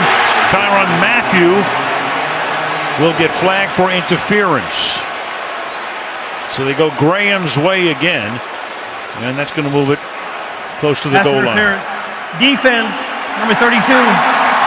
The ball he placed at the 1-yard line. First down, Seattle. Well, this is a physical mismatch. A smallish corner against 6'7" on the other side. Now his head is not turned around. I think if his head had been around, maybe he gets away with it, but he turned around that way, just kept Jimmy Graham from the ball, and I think that was a good call. Give away about 10 inches on that matchup. Tukuafu is the fullback. Lynch is the running back. On a 1st and goal, and you give it to the fullback Tukuafu, and he will take it into the end zone. So they go 80 yards, 6 plays, 3 runs, 3 passes, almost get the touchdown to Graham. Get the pass interference call, then take it in. And Seattle gets on the board for the first time in the game late in the first half. Here's why you want to bring Justin Britt inside from tackle. Watch this block. Anytime you get an offensive lineman takes his guy and just drives him 4 or 5 yards back into the end zone. That was Rodney Gunter, the rookie. That was a big time block right there. Former Missouri wrestling champ with a takedown. Legal one. Yeah, kind of legal. Tukuafu's been in the league for 6 years. He's a blocking back. It's only the 2nd time he's ever carried the ball. And he gets his first touchdown. Corey Redding hobbling off. We saw Tom Cable, the offensive line coach. So Redding needs assistance getting to the bench. Seattle needed a drive like that because they'd shown nothing to that point. And they pick up 5 first downs on the drive. And they did it the way they used to look on offense. Marshawn Lynch, Russell Wilson with a run. Now take a shot to your new weapon, Jimmy Graham. So Hauschka now for the extra point. And with a minute and 52 seconds remaining in the opening half, Arizona leads 19-7. We play every game and listen live on game day with NFL Game Pass, now at a special price. Visit NFL.com/Game Pass to start your free trial. Hawk House. Everything's a hawk something around here. Yeah. They love this football team. This is a team that has had a lead in the last 56 games. You think about that, that is almost impossible to believe that they have had a lead in 56 straight football games, the longest streak in NFL history. Yep. Obviously no lead yet in this one, but when this crowd gets into it, who knows what could happen from here. 3.5 seasons where I mentioned we were going to look at that Graham play again, that non-touchdown. This is the kind of play where, you know, it's very close, but they wouldn't have won the challenge. Could have challenged, Seattle could have. Knocked away by Tony Jefferson at the very end. You know, the weird thing about it is, if you ask a little kid, did he catch that ball, he'd say, yeah. You know? A few big kids, too. Yeah, you know, but whatever, the rules are the rules in the NFL. Hauschka's kickoff. And David Johnson will take a knee in the end zone. Well, wide receivers have a lot of jobs in this game, and starting with Larry Fitzgerald, has to take on probably the toughest guy to block there is in the secondary, and then Larry Fitzgerald's been getting it done, and then it turned into the Michael Floyd show. A little mistake there, just a moment hesitation from Richard Sherman. Then the little arm battle and a good challenge by Bruce Arians, and so far going the Arizona Cardinals' way. Cards with all of their timeouts at their disposal with 1:52. Palmer fires, that's caught. Here's Floyd again, had the first down, brought it back, gets it again out to the 31-yard line. And you know, Carson Palmer has been doing so well with those deep balls this year. There aren't many teams, maybe Pittsburgh being the other, that still relies on those deep throws. Palmer slings it to the outside, and does Fitzgerald stay in? He does. What a catch. Larry Fitzgerald shed covering on the play, dragging those feet. Just watch him let his body go limp, drag those toes, and maintain control. Crowd sees it. It can't be challenged, and the crowd says, what? That would have had to have been stopped by New York, and Andre Ellington takes it to the 41-yard line. I thought he had it. I really thought his feet were down. Takes its first timeout. This is a 30-second timeout. Cards take a timeout. 79 seconds. One more. Watch that back toe on the ground as the catch.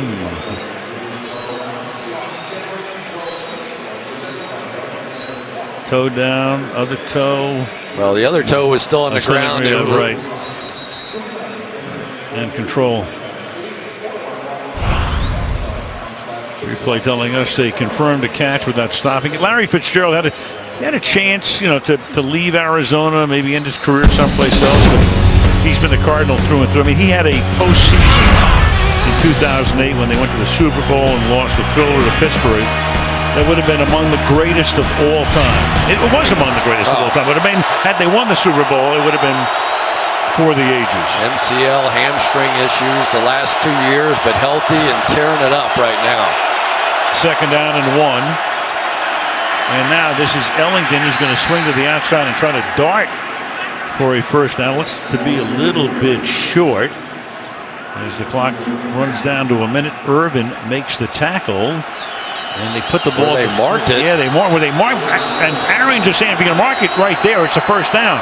So you should measure, if nothing else. They stopped the clock. One official looked like he was going to mark it short of the first down. The official on the outside came running up and marked it across the line, and the other official who marked it initially said, no, let's back it up where I put it initially. And so there we go. So Arians, by arguing, lost a half a yard. But he got the clock Arizona to stop. Takes its second timeout. This is a 30-second timeout. Well, they're going to take a timeout here. You take a timeout hoping that New York takes a look at this and says we're going to stop it here. He has the first down. That's the only way it can be changed. Hand down. Knee goes. That's where the play is dead at that point. Stick is right on the 40-yard line. No question, shy of the 40-yard line here. And for Andre Ellington, I think everybody has to learn the hard way right there. You have to learn the hard way not to bounce it outside. And you would think with as much emphasis as that was put on these running backs this week, they wouldn't try and do it. And yet we've seen it happen 3 or 4 times tonight. All right, 3rd down and 1 from the 40. And a first down as Ellington angles his way to the 39. Arizona conserving its final timeout. Clock running. First down at the 39-yard line. Got him. 3-man rush to the outside, and you got a flag down. Yeah, they had too many men on the field and called timeout. And that's Bruce Irvin, who is shaken up, losing his helmet. Prior to the snap, Seattle takes its second timeout. This is a 30-second timeout. They may have had too many guys on the field, which is why they may have taken that timeout. Oh, no question. They had a couple of big guys trying to sprint off the field. Pete Carroll saw it. Here they come off right down here, trying to make it. That's a long way for a defensive lineman to run. Pete Carroll realized wasn't going to make it, called the timeout.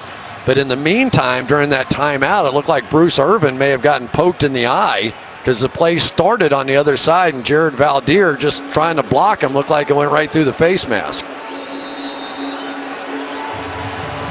Irvin has to come out.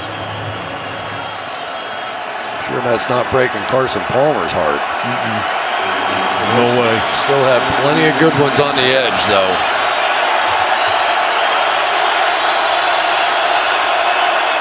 Michael Bennett inside. 4-man rush over the. Whoa! What a pop taken there. Bobby Wagner hitting Andre Ellington. 30 seconds. Oh. 2nd down and 4. And Palmer slides away. That's caught, but then the ball is loose and picked up at the 23-yard line, but they're going to say incomplete. Incomplete. The play will stop. The clock will go back to where the incompletion was. Bobby Wagner is there to bust it up. Very interesting. He caught that ball and turned now. Ruling on the field is an incomplete pass. Brings up 3rd down. At best, Seattle could get the ball here if they rule that a completed pass. Watch him. He's going to catch it, turn up the field. That's close. Crowd sees it. They want to see it reviewed. Of course, they look at it. New York, it's inside 2 minutes. There are no challenges.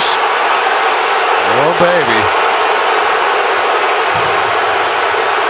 Here it is in real time, the way the officials see it. And now, I assume, well, now you got a timeout taken by Seattle. He wanted to give him a little bit longer to look at that final one. Timeout. This is a 30-second timeout. What Pete is saying basically is, hey, Gotham, check this out. Send up the bat signal there. Right. Because it is a point play. They are in field goal range right now.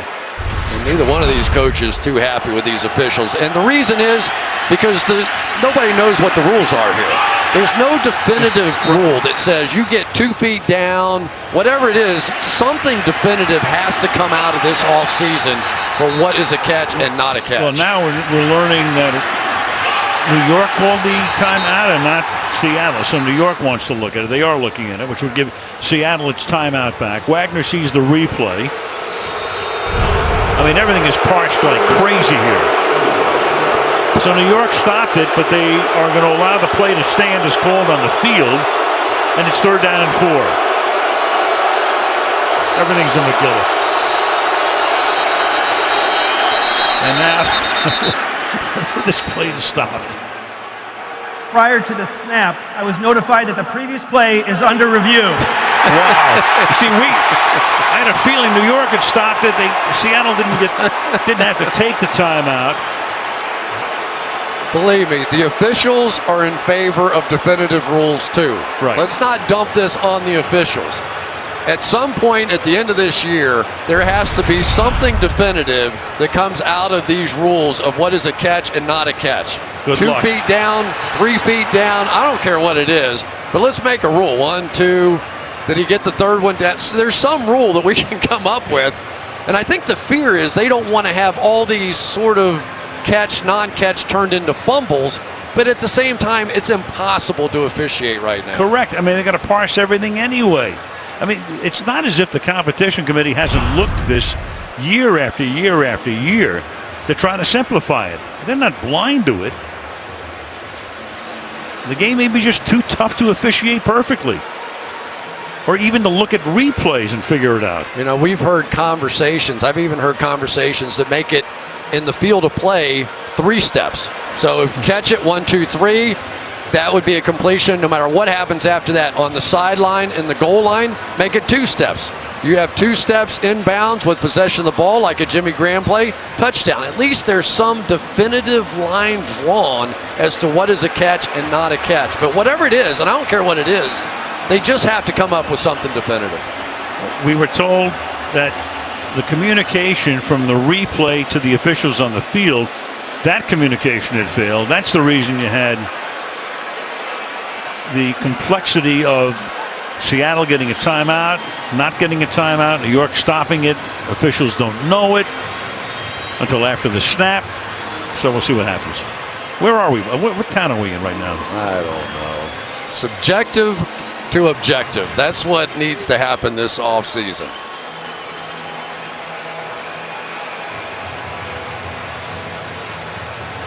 There is the replay booth. Of course, New York looks at it, communicates, and goes to the officials. And probably what will come out of it is, because there wasn't anything definitive, it probably will stand as is, and they're going to go with what the officials on the field saw. If there's something definitive, they'll overturn. Or if somebody in the Aleutian Islands comes up with an idea for what happened on that play. Oh, man. Well,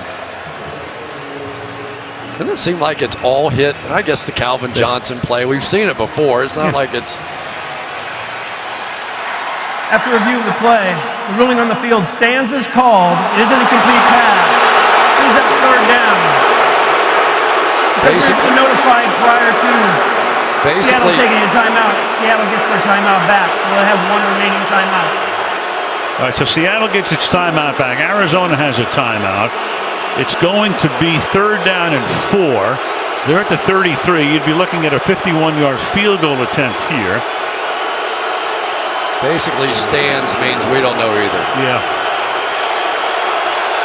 David Johnson is now in the backfield. 3rd down and 4. Of course, the crowd really loves it. Clock went back to 21 seconds, and that is caught, and that is the rookie David Johnson to the 25-yard line. Clock ticking down. They have that timeout, and Palmer's going to say, all right, let it go down all the way and leave us time for a field goal attempt. And that's the way the half is going to end, with a Catanzaro attempt. 3rd and final timeout. So it'll be about a 43-yard attempt. I'll tell you what, that guy, not that guy, but Carson Palmer, very much in the MVP conversation, don't you think? Come up here with the kind of performance he's put on in this place against this defense, sort of confirms his spot in that conversation. Oh, yeah. Tom Brady, of course. You got Andy Dalton. We're going to see Andy next week when Cincinnati goes to Arizona on Sunday Night Football. And Palmer, at the age of 35, playing as well as ever. So Catanzaro now with a 43-yard attempt. He's 1 for 1. Made one from 33 earlier. And that one is right down the middle. So at the end of another wild and woolly first half, it's 22-7. Michelle getting the scoop from Bruce Arians. Coming up next to it at halftime after these messages from your local station. To report on, Michelle. Well, yeah, Bruce Arians told me at halftime that he had a chance to speak to left guard Mike Iupati on the field before Upati was taken by ambulance to a trauma center at a local hospital with a neck injury. Now, he said that Upati did feel some numbness at first after that collision with Cam Chancellor, but then regained feeling in all of his extremities, and he described Upati's state of mind as, quote, fine. Beyond that, no other official update on his condition, Al. All right, thank you, Michelle, and hopefully, we just can only hope that Mike will be able to get on that plane when the team flies back to Phoenix tonight. From the 20. Low snap. Wilson fires, and it's behind the intended receiver, behind Jimmy Graham. It'll be second down. Let's see if they get back to how they scored right before the half there. Start with a read option. There you go. Had somebody outside. Lynch gets you started. Now Russell Wilson, scramble around, do what you do. Pick up a first down. Well, they start thinking that you're going to run the ball, go right over the top on them. That's the way this offense has looked on occasion. Lynch sliding away, taking Matthew for a ride, and half of that Cardinal defense as well, and that gets the crowd stirred up all the way out to the 36-yard line. Well, here it is again, and I think it's Dayon Buchanan who's going to come up and think he has him and just melt. I mean, just goes right to his knees. That's a safety. That's an athletic guy. And, you know, for all the talk of Russell Wilson and what he is to this offense, and he certainly has been such a significant part, for me, it is Marshawn Lynch where it begins, and if it doesn't begin there, they're going to struggle. And here goes Thomas Rawls, an undrafted rookie, and he has made his mark. That's a gain of 13. Rawls, 2 years at Michigan, sat out a year, went to Central Michigan, and Pete Carroll had his eye on him, and he leads the team in rushing coming into the game. How about your backup running back is actually your leading rusher? He came in against Cincinnati and put on a show. He had the longest play of the year, like a 69-yard run. Watching him in practice, I couldn't believe how quick he is. I'd seen the power before. I didn't realize quite how quick he was. Lynch back in now. He flares out off his fingertips and incomplete. Second down and 10. Little pie chart as to what happens in that Seattle offense. Lynch has missed some time this year, but he's carried about a third of the time, 34%. Rawls at 34, and then you got Russell Wilson, of course, who is always a threat to run. And there they were, the three of them, the only team in the league with three players over 300 rushing yards coming in. Rawls back in here. And he splits out on a second down and 10. And Wilson slides out the back door and then throws a changeup to Jimmy Graham to the 20-yard line. First down, a little floater. A little teardrop, as they might say in the NBA.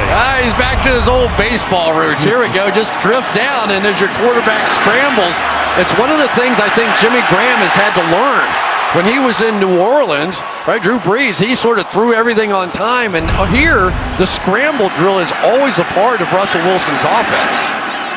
From the 21 now. Fired over the middle and incomplete.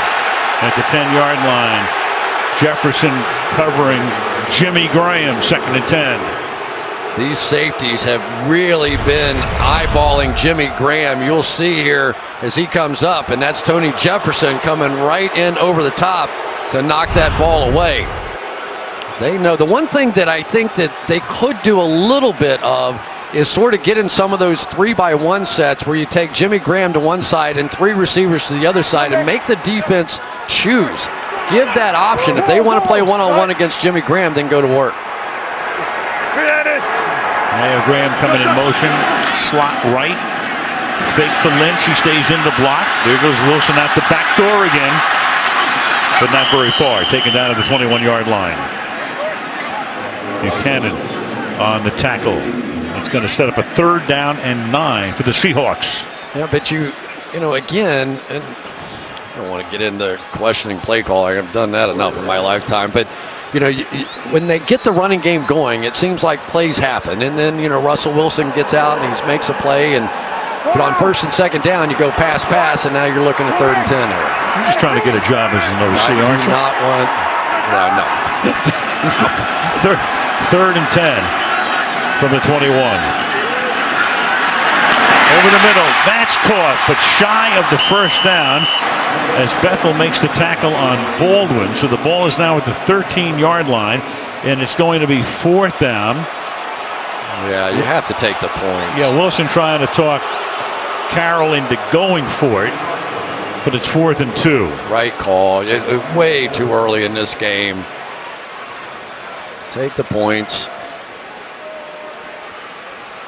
31-yard field goal attempt for Hauschka.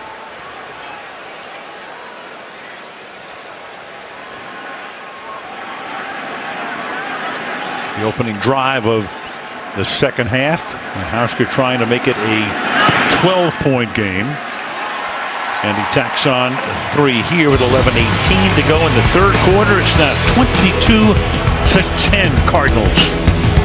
Sunday Night Football brought to you by Southwest. Transparency, low fares, nothing to hide. By Nissan, innovation that excites.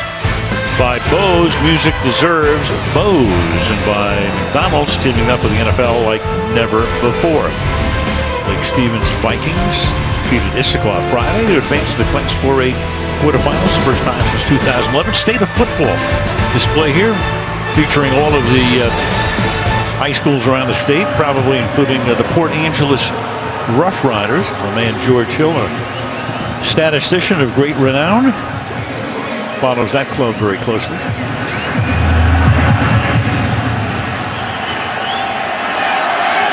Five yards into the end zone, David Johnson. He'll bring it back to the 17-yard line. Well, Carson Palmer, 2 knee surgeries later, moving around pretty good in the pocket. Several of the big plays have happened because of his ability to escape, get the football out. That was a big first down on third down, I believe, if I remember correctly. Here he is once again, up and through. Another big first down, and then on the touchdown, steps right up into a clean pocket and gets it done again. It's been one of those kind of years for Carson Palmer. Really, the only time they haven't been impressive tonight was the one interception after they drove the ball 75 yards down the field. So Palmer will take his first snap of this half out of the pistol. Now they flank him to the left. And Palmer hangs in the pocket, fires, caught up at the 38-yard line. Larry Fitzgerald. Earl Thomas makes the tackle. Gain of 21. Larry can start working on his Canton speech any day. Well, I tell you, they have really, and Carson Palmer was talking about it, how much time those two guys spend in the film room. And Fitzgerald really was never a slot receiver. He was never an inside guy like he's playing right now. But he just continues to find the holes in this zone defense, and Carson keeps looking for it. Keep an eye on Fitzgerald. Came back grimacing to the huddle that time. Here's Johnson to the 40.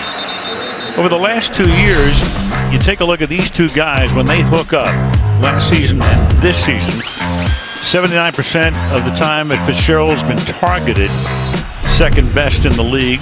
10.8 per pass, 9 touchdowns and 1 pick. We were talking to Carson last night about that. Well, you guys really got it going, and he said, you know what, it took us a while, though. It's the first year, 2013, we weren't on the same page, but we had to work at it, and you see the results there. But there he is in the slot again, and I think it's probably extended his career because now his craftiness in there comes into play. Comes a slot blitz. 2nd and 8. And trying to bust his way up the middle, Chris Johnson, but Shed had other ideas. It'll be 3rd and 7. Yeah, really no choice for Chris Richard now. He has to start getting a little aggressive. There's Bruce Arians once again. Carson Palmer saying in their last game he thought it was the best play-called game he'd ever been a part of, and this one's been pretty good too. That was a victory in Cleveland before the bye. 5 receivers, 5 blockers, 3rd and 6. And that is is incomplete. He tried to get it over the middle to Andre Ellington, and so the Seattle defense holds, and in comes the punting unit. Boy, that was a big miss. They had the pick on the outside done perfectly, and Ellington was wide open. I think that Carson thought he was going to keep running on the play. As a receiver, you have the option to sit down, but you can see what a job Michael Floyd did, and that's just what messed. And Carson Palmer said, come on, man, just keep running. It was man. Butler to kick it to Lockett. His father, Kevin, played in the league for a lot of years, primarily with Kansas City. Makes the fair catch at the 14-yard line. A little less than 9 to go in the third. 12-point game. Down Buchanan, he was their #1 pick last year, played his college football across the state in the Palouse at Washington State. Wears number 20, but he really plays the linebacker spot. They list him as a safety, but he's a linebacker at about 211 pounds. Leading tackler on the team, and really a remarkable story. Here's Rawls trying to do a Marshawn Lynch imitation. Gets about 6 and then crawls for another 3, but they will give him forward progress only to the 20-yard line. Yeah, let's pick out. I think Deion Buchanan right here is going to shoot through at 211 pounds, trying to play inside linebacker. So they're playing Seattle, and what do you anticipate? Well, we're going to run right at that 211-pound guy. And when they've had a little success, but haven't done enough. Wilson going deep, and it's going to be picked off by Ty Matthew at the 40-yard line. And he's got a little bit of a convoy, but that breaks down after he takes it back to the 37-yard line, and Jimmy Graham makes the tackle. So an overthrow and a pick by Matthew, and another pick by that defense, 14 this season. This guy is so good. Tyrann Mathieu, look at him. He is an out and up. It looked like it was going to be perfect position. He jumps that out cut and then just flips his hips and comes back underneath that ball and makes a brilliant play.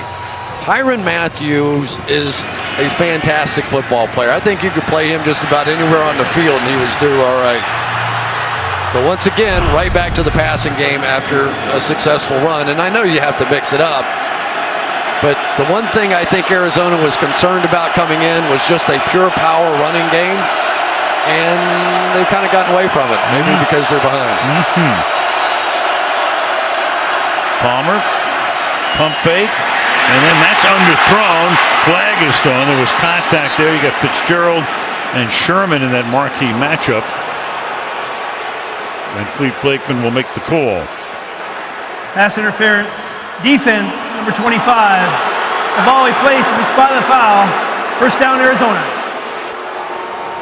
Again, Richard Sherman's going to try and jump an out cut and get an interception right up here, out, up. And you'll see him just sort of grab Larry Fitzgerald as he goes by.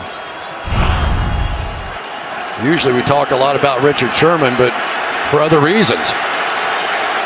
Well, Pete Carroll, we mentioned before, was saying that this crew's only called one defensive pass interference call this season. Well, they call one on his main man there.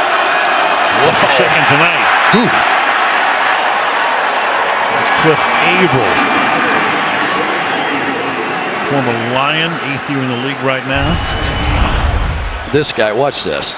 When you run something this way, these defensive ends, they look like Usain Bolt in the starting blocks. They're just inside the tight end, and I've watched a lot of tape on this defense. I haven't seen anybody yet that can cut them off on that block. 3-yard loss, second down and 13.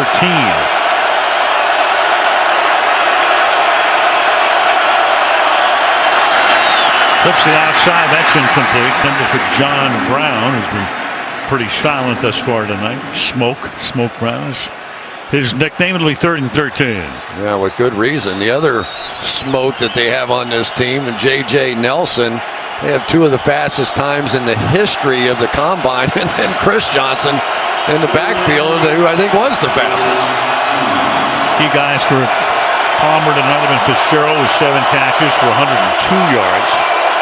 Floyd 5 for 94, 2 touchdowns. 3rd and 13.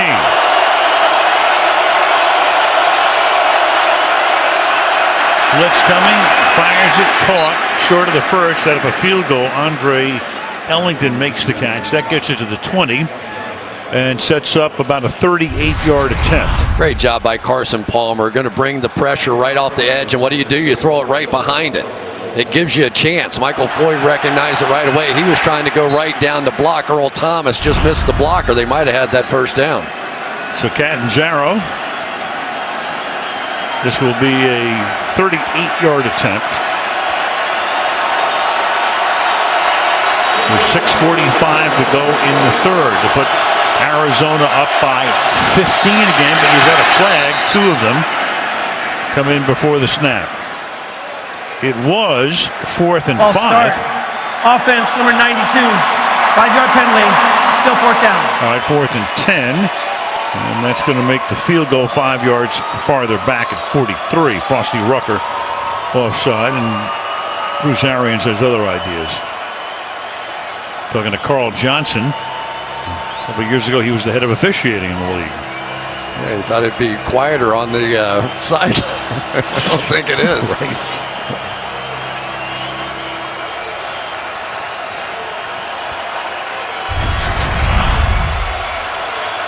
Right there. Just a little flinch in reaction to the defense, but if you don't cross into the neutral zone, you're allowed to have that sort of flinch, and the offense can't react. You're in the neutral zone, different story. 43-yard attempt now for Catanzaro. And that one is right down Main Street. So they get the field goal that Seattle had picked up on this first drive. They get those 3 points back. Up by 15 with 6.5 to go in the third in Seattle. Coming up this week, the Tonight Show with Jimmy Fallon. Justin Bieber among those who will be there. R. Kelly as well.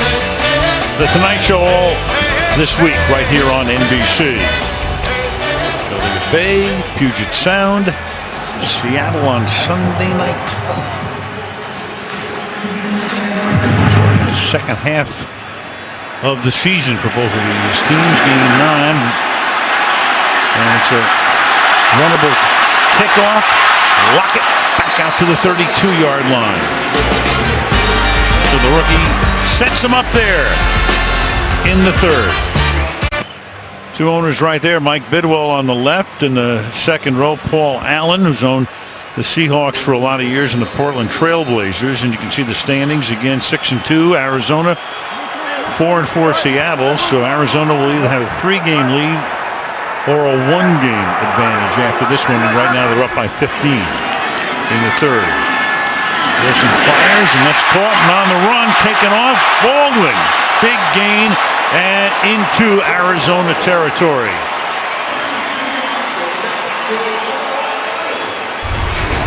Of 36 yards on Baldwin's 4th catch of the night. And one of the reasons they wanted Deone Buchanan to play linebacker was so he could have some of the coverage skills that Darrell Washington had in that position before he got suspended. Good work out there. Ooh. Lynch. The ball was bobbled all the way. Yeah, runs into a lot of traffic and is taken down for a loss of a couple. Josh Morrow is there for the stop. Yeah, it's one of the dangers of the read option play. You don't always know as a running back are you going to get the ball. It sort of bounced off his chest.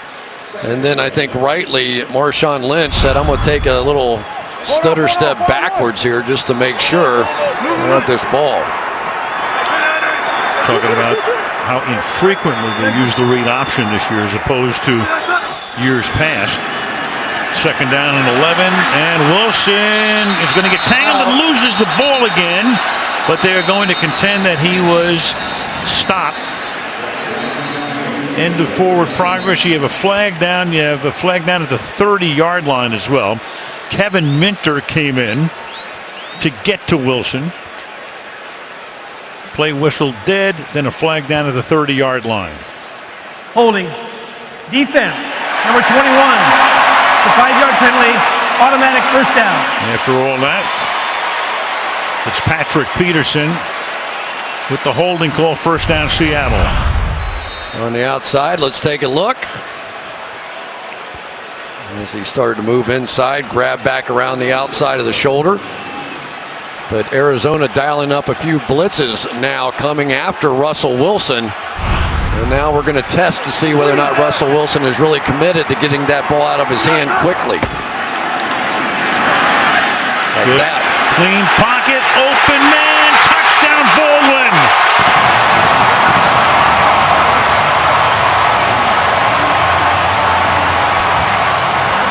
That didn't take long. 3 plays, a minute and a half, 69 yards, 32-yard touchdown catch. There we go, a little sluggo up the field, and they're after Gerard Powers now, who's coming back from a hamstring injury, and they have found a target in this one. But again, quick release, quick throw, get the ball out of his hands. Maybe a little rhythm being found now with his passing game. Wilson has 9 completions tonight, 5 of them to that guy. Hauschka now for the extra point to make it a 1-possession game, which he does. 4:52 remaining in the third quarter. Arizona 25, Seattle 17 on Sunday Night Football.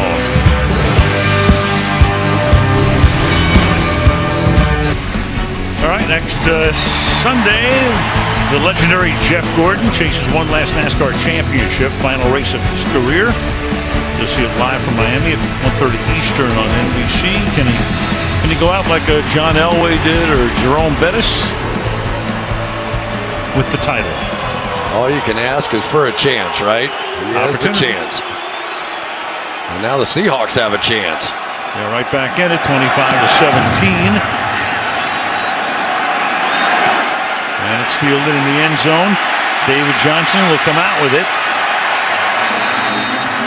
to the 19-yard line. That's where Palmer takes over. We go to Michelle. Well, Al, an update on Cardinals left guard Mike Iupati, who was taken to a local trauma center with a neck injury earlier. According to the Cardinals, Iupati's CT scan and MRI both came back as normal, so that is excellent news. Meanwhile, defensive tackle Corey Redding is out with a right ankle injury, and Seahawks wide receiver Paul Richardson is questionable with a hamstring issue, Al. All right, thank you, Michelle. So great news on Iupati, and hopefully be able to go back with the team after the game. From the 19-yard line, crowd in full throat after a relatively quiet first half thanks to Arizona's dominance. And Palmer off play action deep downfield and through the hands of Floyd. He'd beaten the coverage. He's there. Had it slip through his hands. Second down. You had Williams and Chancellor covering on the play. What a throw by Carson Palmer. Michael Floyd, who's been so good, they had the crossing route, wasn't there. He uncorks this thing, and Michael Floyd just can't quite catch up to it. I don't think he timed it very well. It wasn't that far away. You dive, you do something to get underneath it. I just don't think he had it fixed in his eyes. It had to be 60 in the air. Oh, he launched it. Yeah. 2nd and 10. Palmer fires this one, and that will be caught. This time by Floyd for a gain of 9.5. Well, Richard Sherman, one of the great things about him is his vision. He has the ability to turn around and see the quarterback, see everything going on around him. He makes so many plays because of his great vision. Tonight, at least once, got him in trouble. He saw the crosser coming across the field at him, a little hesitation, and Floyd able to sneak in behind him. Floyd and Fitzgerald each over 100 yards receiving tonight. 3rd and 1, and before we get started, Watford came across the line. Fitzgerald saying you got to call offside on those guys. There was definitely motion first by Seattle, but did he cross into the neutral zone? You see the reaction, but again, we go back to have to cross into the neutral zone, and time for the debate team.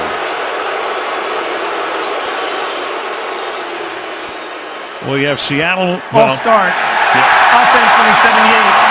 5-yard penalty. Still third down. Big call. Just so tough, especially on those 3rd and 1s where you know those defensive linemen are going to try and get underneath you, and it's just a fist fight at the line of scrimmage. And that first motion, Watford not playing that much, and now it's 3rd down and 6, completely different situation. Watford taking the spot of the injured Yapati. Each team has been flagged 7 times. Ellington is the back. 3rd down and 6. Here they come. And Palmer's forced to throw it away and incomplete. Michael Bennett putting the pressure on. They'll have to punt. Yeah, I think Bobby Massey that time needed to come inside. They had the blitz coming, and you always have to protect inside. He jumps to the outside guys there and just gave one of the best pass rushers in all of football a free run at the quarterback. Not usually a good idea. And that is the end result. They'll be looking at grounding as well.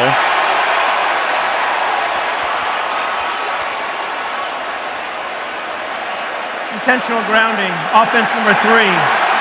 Quarterback was in the pocket. There was no one in the vicinity of where the ball landed. The ball we placed at the spot of the foul, which is the 11-yard line. It also is a loss of down. Brings up 4th down. Only guy in the vicinity was Bennett. Well, you're going to see the stunt right there inside as Massey moved to the outside. And that is the correct call. Yep. So it backs him up. Have to kick out of the end zone. Drew Butler will send it down to Tyler Lockett. Look out. This kid's exciting.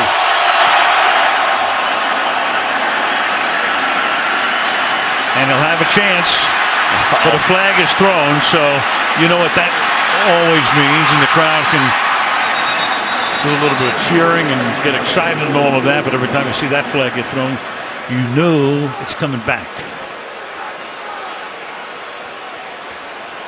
That's the one thing we do know about the rules, right? We got that down. Yeah.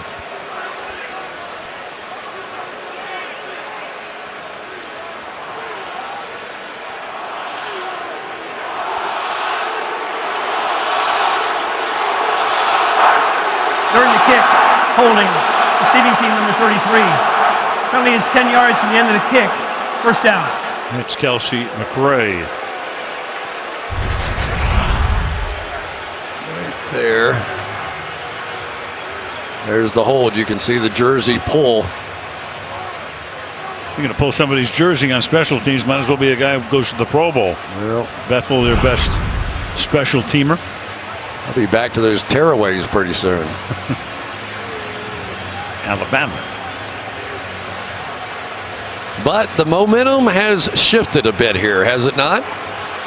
You kind of get the feeling that Seattle's on a bit of a roll. In addition to the foul against the receiving team, we also have unsportsmanlike conduct on the kicking team, the bench.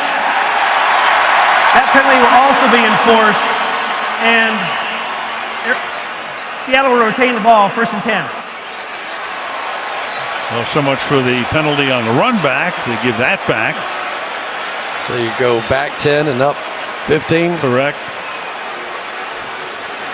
Which is a net 5.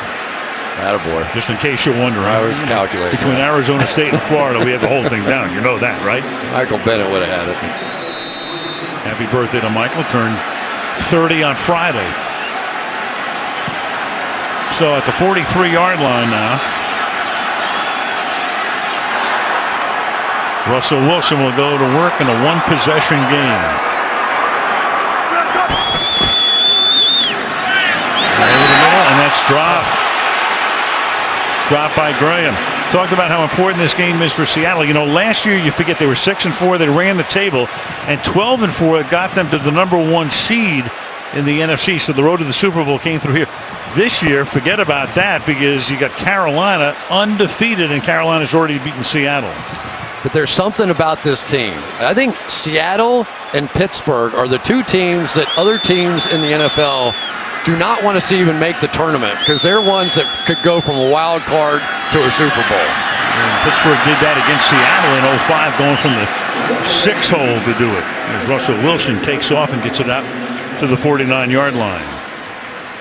Now, this offensive line, they were much maligned for much of the year. And yet tonight, if I'm not mistaken, the only sack was on the one that Russell Wilson kind of ran into his own lineman. And a week ago against Dallas, no sacks without Russell Okung. So they're getting better. 3rd and 4. There goes Wilson. Double pump fake.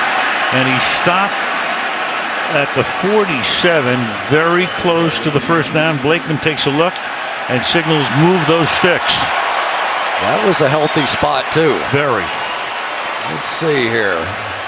They're going right up to the line of scrimmage. I don't blame them. Yeah, they don't want It's a challenge already. I didn't think that was. I thought that one deserved another look anyway. There comes the challenge flag. That was a 3rd and 4. So if they don't get it and win the challenge, you're going to have a 4th down. Arizona is challenging the ruling on the field of the spot where the runner was down by contact. All right, they'll take a look, see where they can spot it. If Arizona wins the challenge, they'll have one more. They've already used one and won it.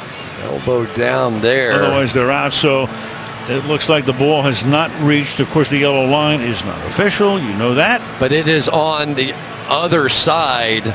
They moved it up to about here, or at best, it probably was somewhere in there. Is that official enough for you? Yeah, I like that, yeah.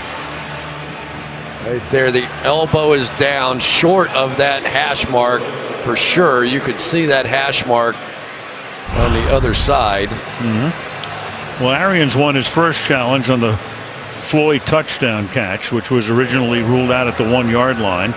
So if he wins this one, he gets another one. If you win both, you get a 3rd.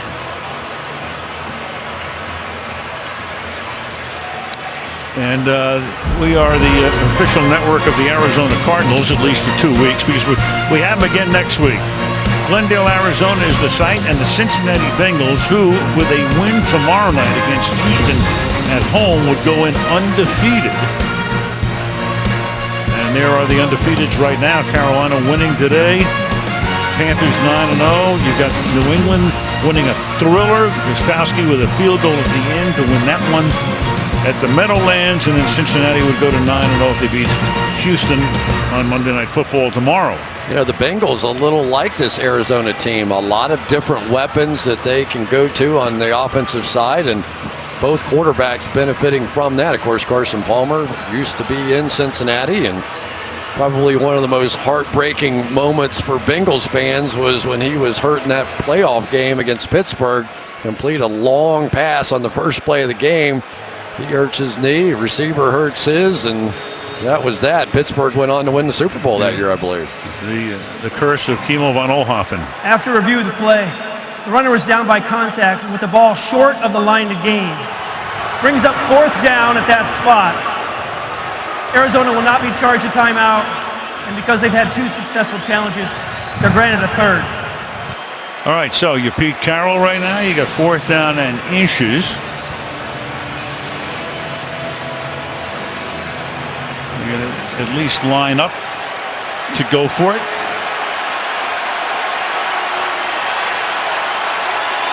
And with the ball at the 47.5-yard line, 2:19 to go in the 3rd. Lynch is in the game. Tukuafu, the fullback, is in the game as well. 4th and inches. Tukuafu got it earlier.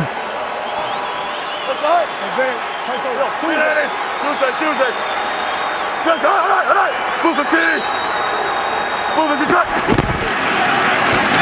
gets it again, and he leans forward. Let's see. Let's see. You tell me at this point. Could have another challenge at the end. Whatever they say it is, because that is a massive pile. Yep. So that's where they're going to spot the ball. If it's a first down, Arians would have another challenge, but what's definitive? Wow. Let's look at it from this side. Did he ever make it there? One of the linemen went across that line, but remember the ball has to get there. Right down the line, you had some chance of seeing it. Well, they measure, and where they spotted it is a first down. And if you're Arians, well, he's got that challenge. But I don't know how you see where the ball is. He threw it. Yeah. So he gets that third challenge. Just watching it with the naked eye, it sort of looked like the lineman fell across the line. I wasn't sure that the back of the ball did. Challenging the ruling on the field of the location of the spot where the runner was down by contact. No coach has ever won 3 challenges in a game. It's rarely happened. We even have a third challenge. Where does the ball end up? Remember, you have to overturn the ruling on the field. See, this is the ball back in here.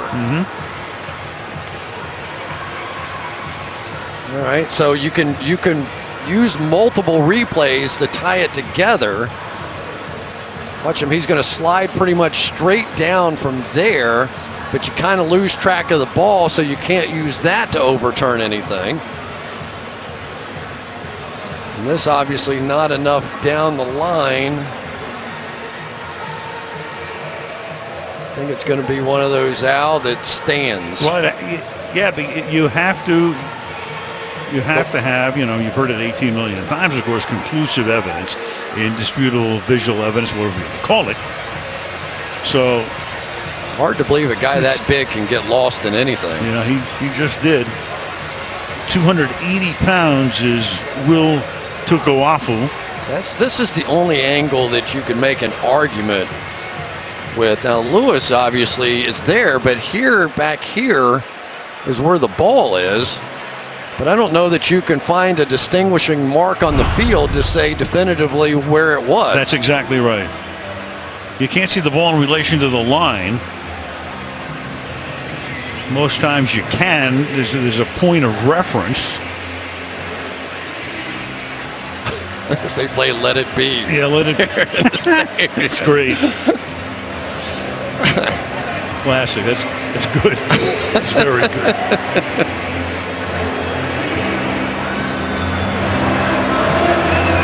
Yeah, we think it stands because you just can't see. You can't see definitively. Yeah, that's way better than the old Jeopardy thing. Oh yeah.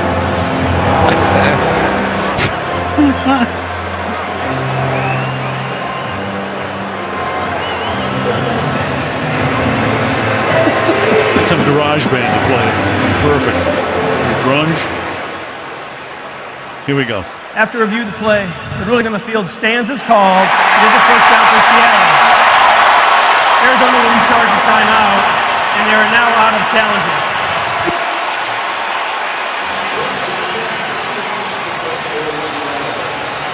So with 2:03, the drive resumes at the 47 of the Cardinals. And we shall see if no challenges comes into play now. Well, even had Arians won it, he was out of them. 3 and out. So a first down at the 47-yard line. Big hole. Lynch. Marshawn Lynch flagged down. It's an 11-yard gain pending the penalty. And this one is, I believe, coming back because Carroll's already out on the field. Holding. Offense number 64. 10-yard penalty, replay first down. J.R. Sweezy. Yeah, one of the problems when you get a back that can go anywhere like this, Sweezy thought he had it blocked going off this way, and then Lynch comes that way, and his natural reaction was to just grab the guy he was blocking as he was trying to pull away, and you see the little arm hooked out there and 2 guys standing behind the offense. They don't miss much. First and 20. That's Thomas Rawls now in the game. Put him in the slot to the left. And Wilson chased out. Keeps his eyes downfield. He's going to take off with it. And the ball fumbled out of bounds. So it'll be second down. 2nd and 15. Abdominal issue took, and there is Lynch on the bench moments ago, took him out of practice on Friday and put some heat on it right now. Couple Skittles on it. Be all good. Kuhn looked like he was shaken up on the last play. The left tackle, 2nd down and 15. And Wilson just has to fire that one away. And he got outside the tackle box, so probably going to be okay. And Dwight Freeney is the one that brought the heat and his little patented spin move here, working on the outside against Bailey. Yeah, well, you had Okun going out of the game because he was shaken up in the prior play. So Bailey goes in to play left tackle.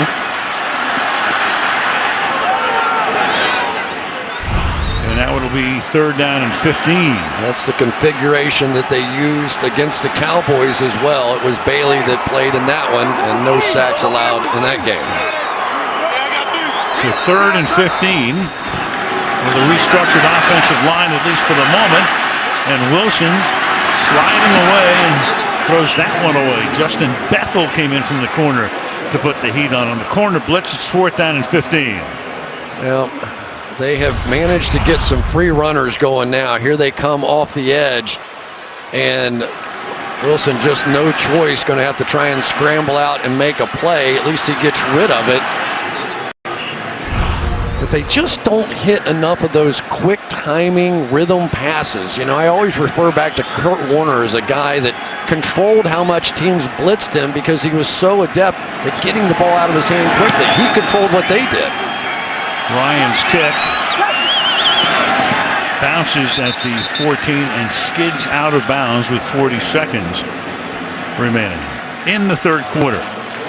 So take a look at those numbers. 273 for Carson Palmer, which is pretty much what he's been doing all season long. 273. And Wilson 9 of 23.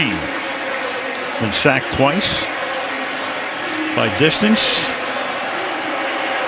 Each guy has gone long 4 times and connected twice. But now it's time for this defense that has had opportunities in games this year to lock away wins with stands. This is a team that 40% of the time offenses don't even pick up a 1st down. They need one of those right here. From the 14-yard line, this drive begins with Johnson picking up about 4 to the 18-yard line, tackled there by Kerry Williams. I'll tell you, Kerry Williams done a nice job tonight. They have been trying to force the running backs out to him on the corner to make tackles, and he's been making them all night long. Good playing at cornerback. They do not have to run a play, so time will expire in the 3rd quarter as the Arizona Cardinals will go into the 4th quarter in a 1-possession game up by 8. End of 3, it's Arizona 25. Seattle 17. Sunday Night Football resumes after these messages. Tonight's aerial coverage being brought to you by Geico. Al Michaels, Chris Collinsworth, Michelle DeFoy. Sunday Night Football on this 15th night of November. Looking at Seattle, Washington. Back we come to CenturyLink Field on 2nd down and 6. Palmer chased out, throws it into the Seattle bench. 3rd down. Well, Carson Palmer won the Heisman Trophy, recruited by Paul Hackett, then played for Pete Carroll his junior and senior years. And Bruce Arians played, of course, for Marvin Lewis many years, spent 2 years in Oakland. Talking about Bruce and Pete, and talking about 2 guys who are kind of 180 in a way, but they share a lot of similar traits. Carson said you could not be on more opposite ends of the spectrum than those 2. Of course, Bruce Arians such a fan-friendly kind of guy, but Carson says he's rough on the players in those film sessions. 3rd down and 6. Look out! And he loses the ball. The ball is loose, and it's picked up by the Seahawks, and rolling into the end zone for a touchdown is K.J. Wright.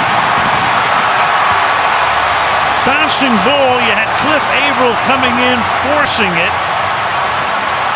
The ball is dislodged. It bounces up in the air. Palmer can't handle it. But I think Carson Palmer made the tackle on this play. So Ruling here on the field comes. is a touchdown. Ball's out, no question. It's actually going to get kicked there. But now let's watch and see as they pick it up if Carson Palmer gets a piece. He's diving for the ball and definitely hits KJ Wright. So that will not be a touchdown. Be down by contact at the 2-yard line. So all turnovers reviewed, and it should make it a 1st and goal at the 2. And KJ Previous Wright, play is under review. who's had a great year, but I haven't called his name very often tonight. He's not been involved as much as he has been. They got so many stars on this defense. You overlook a guy like that, and the minute you start overlooking him, up he pops for what would be the biggest play of the game to this point.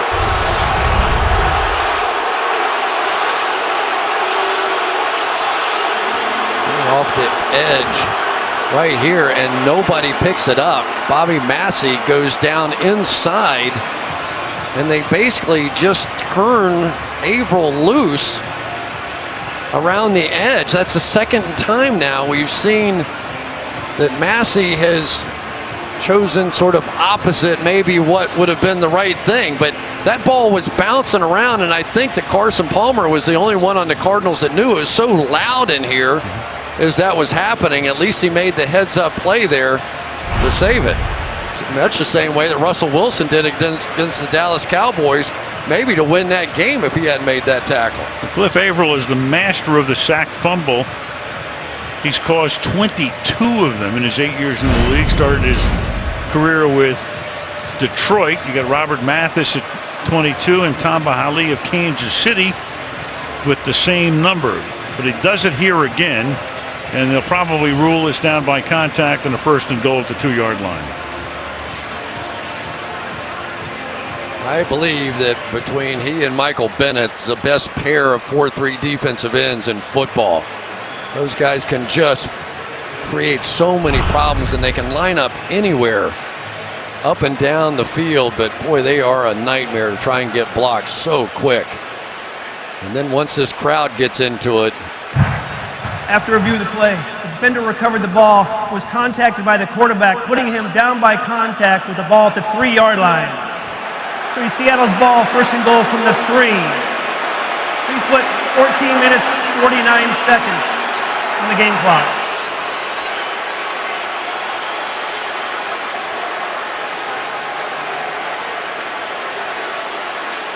So Tom Cable, offensive line coach. For a while he was the head coach of Oakland. I tell you, he has remade this offensive line. They were not very good early in the year, but over the past 2 or 3 games you can see the improvement. There's Okun, who hurt his ankle and had to come out on the last series. He's back in the game at left tackle. 1st and goal now from the 3-yard line. Lynch is the running back. Marchand looking for room. Finds it. Touchdown.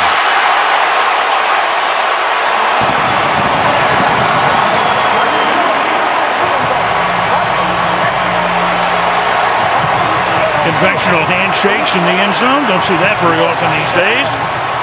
And with a 2-point conversion, we'd have a tie game. Patrick Lewis, the new center, right in there, going to jump out and get Bayonne Buchanan, and then Marshawn Lynch took his sweet time getting in there, but eventually found his way in, and nobody ever did put him on the ground.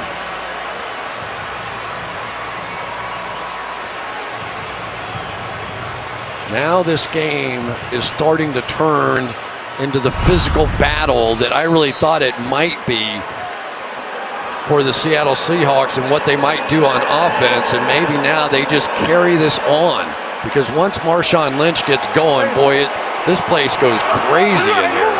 So the 2-point conversion, 3 receivers set to the left to try to tie the game.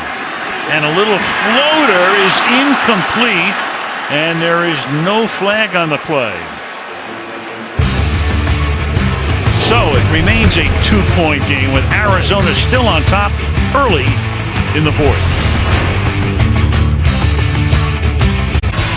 Sunday Night Football being brought to you by the United States Air Force. Experience more at airforce.com. By Walmart, share wonder every day. By Geico, 15 minutes could save you 50% on car insurance. And by the newly redesigned Volkswagen Passat. That's Jimmy Graham. Came over in a trade with the Saints in the offseason, visiting with the staff and families and patients at the Seattle Veterans Administration Hospital earlier this week. Beautiful look at Century Link Field, just south of downtown Seattle. That's Marshawn Lynch's mother, Delisha. She gets the football that he carried into the end zone. Not afraid of expressing her opinion. No. We've read a few of those. Loves her baby. Well, her baby's pretty quiet, at least publicly, so mom carries the torch. David Johnson from a couple of yards in. And the coverage is outstanding, tackled by Michael Morgan up at the 13-yard line. You know, and one of the things for Arizona offensively is since Mike Iupati has gone out, we have not seen the same kind of success running the football.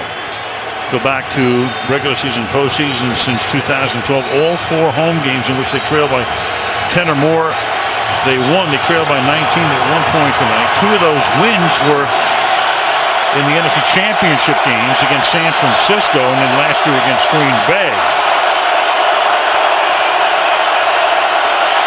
So the crowd trying to disrupt the signals of Carson Palmer as he begins this drive from the 13-yard line. Pressure up the middle. Palmer to the outside, too high for Fitzgerald. Covered by Williams, 2nd down and 10. Boy, Chris Johnson is not a very big guy, but Carson Palmer said, listen, this guy is not afraid of anything. These people are about 30 to 40 pounds heavier than he is, and he just sort of steps up and protects me. I love him. Said he had the protections down in the first week. I couldn't believe how smart a guy he was. And Wagner got in there at the end to contact Palmer at 2nd down and 10. But they continue to bring the pressure.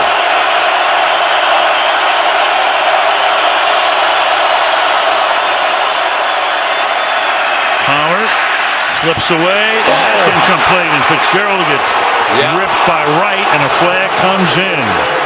So Larry able to get up and with a smile knows that he'll be the recipient and beneficiary of a personal foul.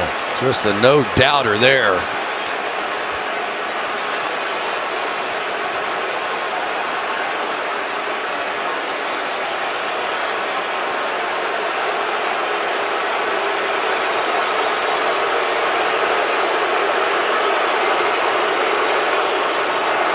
Personal foul, necessary roughness, helmet-to-helmet contact, and the defenseless receiver. Penalties 15 yards from the previous spot. First down. Fitzgerald knew it was going to come because he was trying to slow down and tell him, here, hit me here, but instead, K.J. Wright hit him there. Right call. Yep. K.J. Wright saying, listen, my bad. Yep. Larry bounces up with a smile. Big penalty. Gets him up to the 28-yard line, first down. Half a minute into the fourth quarter. 3 tight ends in now for Arizona. Maybe they try and establish some run game. I haven't seen this set. And this is Johnson who gets taken down there for a gain of 2. Sherman and Chancellor come up to take him down. It'll be 2nd down and 8. Yeah, it's one thing to say Larry Fitzgerald's going to block him. It's another thing to get it done. Chancellor's going to spin off of this block. Right back into Johnson.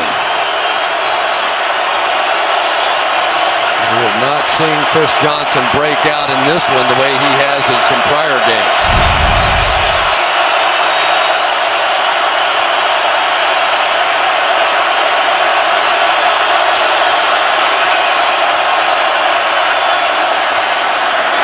Johnson again slides to his left up to the 34. Irvin in on the tackle. It'll be 3rd down and 4 for the Cardinals. Well, there's some play by Jordan Hill too as he fought off the block of Watford and made a diving stop. There was a little space there.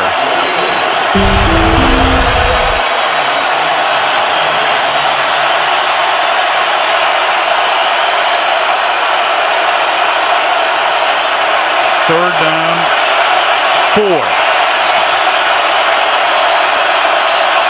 3 receivers to the right. Palmer's going to go down. The ball's out again. And going into the end zone to give Seattle the lead for the touchdown is Bobby Wagner. K.J. Wright with the strip sack.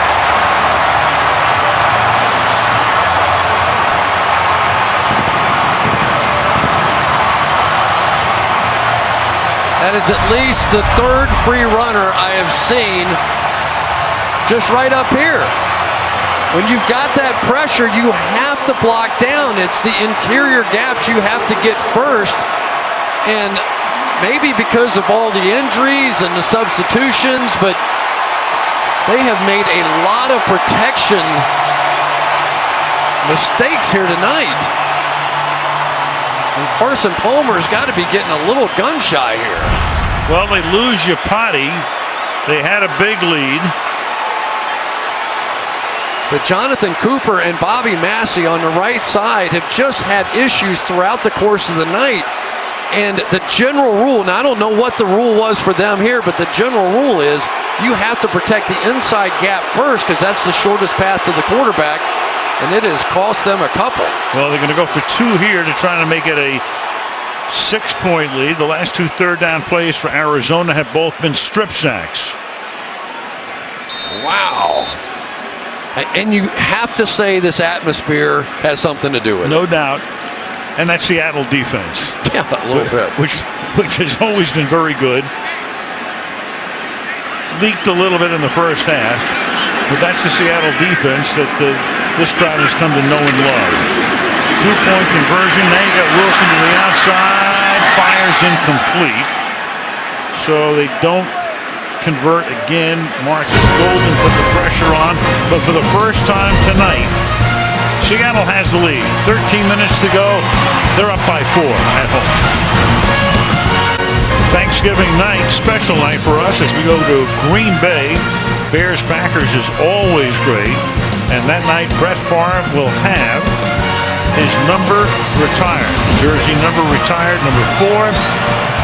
Good halftime ceremony. Going to be quite a night. Thanksgiving night, Bears-Packers right here on NBC. So Seattle has now had the lead in every game over the last 3.5 seasons. Every one that Wilson has played in. And David Johnson gets tackled up at the 17-yard line. Well, since Mike Yapati has gone out, protection issues have been an issue. Here they're going to leave a free runner on the inside gap as Massey goes the outside. Now the only time there's only one guy there, they double team inside and leave Cliff Averill, maybe the most dangerous pass rusher on this team. And now once again they're going to block outside and leave the free runner come inside. Now maybe that was Chris Johnson's guy, I'm not sure. But it has been the protection and the free runners that has completely turned this game. And let's see if the adjustments have been made here as they begin this drive from the 17-yard line. Palmer takes it out of the pistol, throws to Fitzgerald, and Larry up the field all the way up to the 32-yard line for a 15-yard gain and a first down. But the biggest difference, Al, with this football team, in my opinion, has been their ability to run the ball. And Mike Yapati has been their best run blocker. And with Jared Valdir on that side, they had a power running side. Now without him, they look like a different team running the football. And now the momentum is swung over to Seattle's defense because now it's a pass rush game. Yeah, but they're averaging about 2.3 yards per rush tonight, and that won't get it done. Palmer to the outside, too high, intended for John Brown. It'll be 2nd down and 10. Give Carson Palmer credit. He stood in there. I think I'd have been flinching a little bit after what I'd been through for the past 2 or 3 series. But it may very well come down to now. Can Carson Palmer and Larry Fitzgerald and company get it done throwing the football? Tale of 2 halves for Palmer, for the Cardinals, who at one point in this game led 19-0.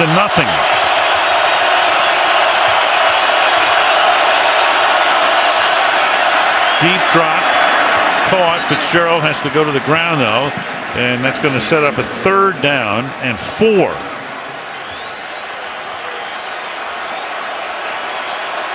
This defense has had trouble holding leads. The Seahawks, with 4 losses this season, in every game, they've had the lead in the 4th quarter. They've lost 4 games, 2 in overtime. So Chris Richard, the defensive coordinator, let's see what he dials up on a 3rd down and 4. They've been doing okay against the 4-man rush. It's when they brought pressure that they've had issues.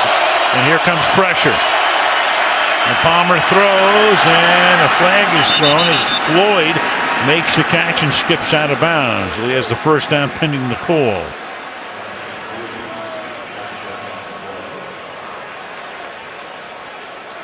We had 19 accepted penalties in the game, 11 on Seattle.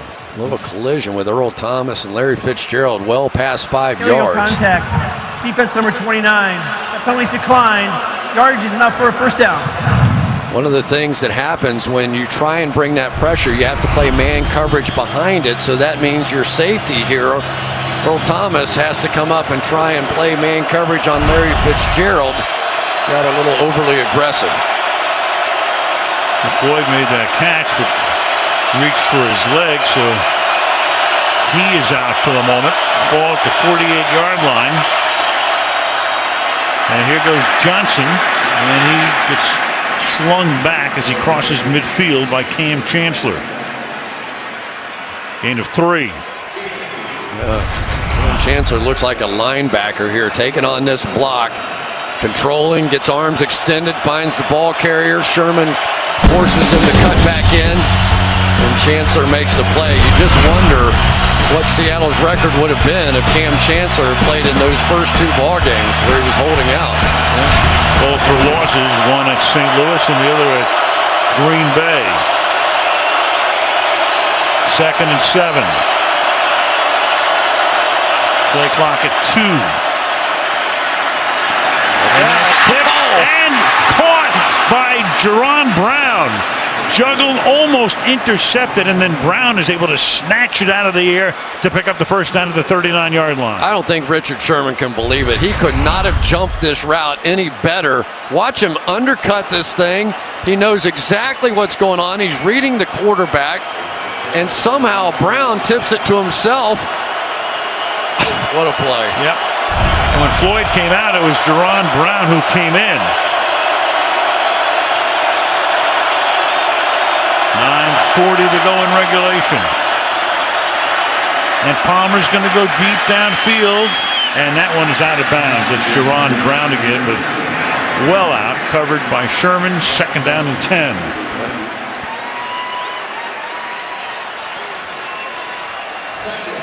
Take a look at some of the pressure inside here, and Marcus Dobbs working against Cooper here. It's just, there you go. They're all going to make a little sandwich on that one. Carson Palmer's hanging in there, though, isn't he? 300-yard night for him, 25 of 42, 314 yards. Play clock at 3. Got to snap it. Look out. And he gets hit as he throws, and that's Cliff Averill. He's already had a strip sack. 3rd down and 10. Boy, Averill saw that clock ticking down, and he knew they had to go, and he beat Bobby Massey off the ball and just had a straight line shot. Good, smart play right over here.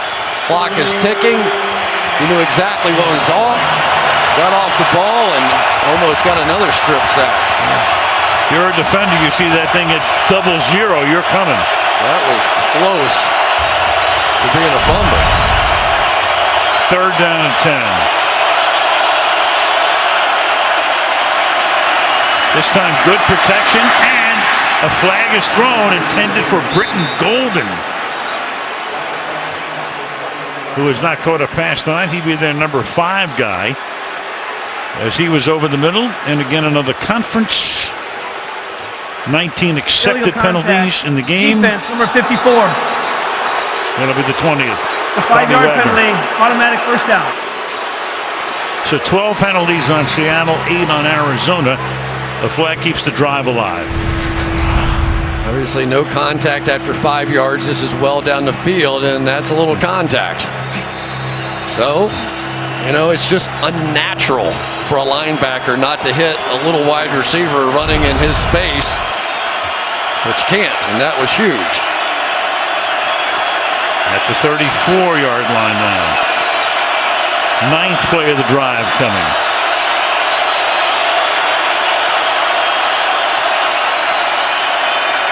Pressure. Sliding out. Caught. Jerron Brown. And he's out of bounds at the 14-yard line. Earl Thomas stops him there. Go to Michelle. Well, quickly, Michael Floyd has a left hamstring. He is questionable. And linebacker Bruce Irvin for Seattle has a right knee issue. He is questionable. So both of those injuries could ultimately impact this drive, Al. Very much so, Michelle. As you see on the sideline, Floyd, who came out after he made that catch, and then Jerron Brown, who's been a big part of the last 3 or 4 plays, he comes in to take his spot. 10th play of the drive coming up. David Johnson flanks Palmer in the backfield from the 14. And Carson throws to the end zone, and it's juggled and caught for a touchdown by Gresham. Jermaine Gresham juggled for an instant, pulls it in, touchdown, and Arizona takes the lead again. I tell you, what a drive by Carson Palmer. After all that he went through in the prior 2 or 3 drives, to hang in there, and there's Gresham, the guy that he said, you want to pick out somebody to talk about that's made a difference for us? Coming off of the back surgery, got it just over the hands of Earl Thomas, who has 3 interceptions, 1 tonight. What a drive. That was as impressive a drive and a tough drive out of a quarterback as I've seen in a little while. Well, Palmer said, watch for Gresham to start making some noise. That's his first touchdown catch of the season. And Catanzaro ready to kick the extra point. But before that, false start. Offense number 92. 5-yard penalty.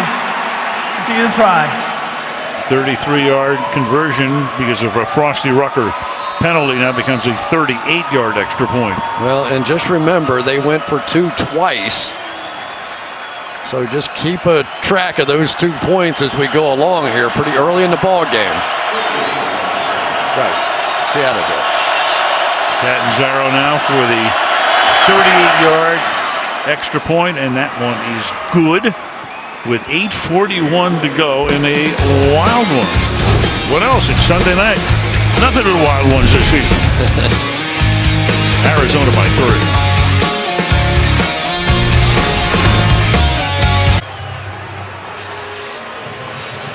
A lot of crazy stuff has been happening in Seattle tonight. 61 total points in the game. Arizona has dominated the time of possession 2-1. They run 73 plays to Seattle's 40, but the Seattle defense has accounted for the last 2 touchdowns. And now the Cardinals with the lead again. You got a short kick, and Lockett juggles it, picks it back up, and gets surrounded by a passel of white shirts at the 8-yard line. You go back to the Super Bowl, you go to the 4 games this season, 4th quarter leads, losses after having the lead, Rams, Packers in the first 2 weeks of the season. Then you have the overtime loss at Cincinnati, and they lost to the Panthers on a touchdown pass to Greg Olsen from Cam Newton to keep Carolina unbeaten at that point, and they still are. So from the 9-yard line now, Russell Wilson will go to work on a night when he is 9 out of 23 for 172 yards. And you start with Lynch. And Marshawn keeps on chugging.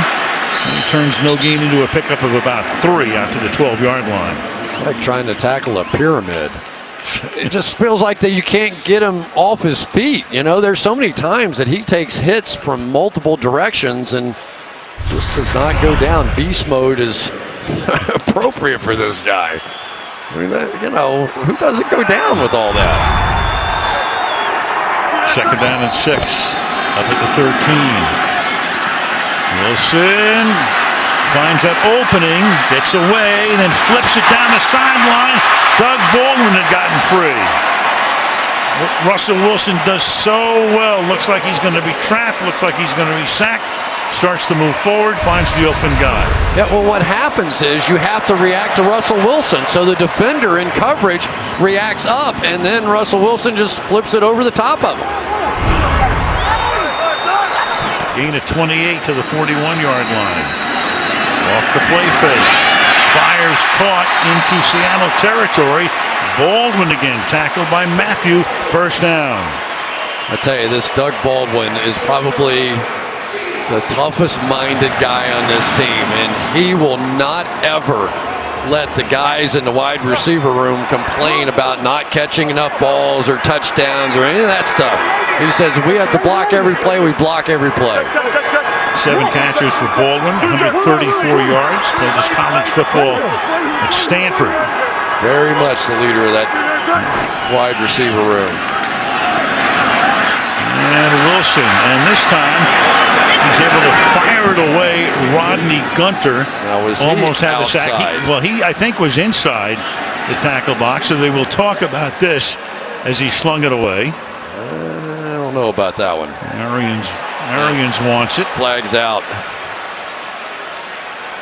He did take a step left.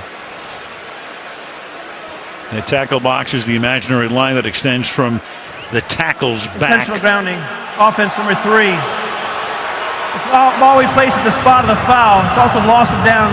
Brings up second down. I think Russell Wilson ran around so much he felt like he had to have been out of the tackle box. And there it gets down, he's back in, and he's right on the line. And the pass winds up in Puyallup. No wonder Carson Palmer said he feels like he has a hangover every time he plays up here, coming out of here. Second down and 23. Sound has feel, and it does in this ballpark. Here's Wilson again, a little dump off to Lynch. And Lynch is taken down from behind. He'll spot the ball at the 50-yard line, and it's going to be 3rd down and 16 with the clock running down to 6:40 to go.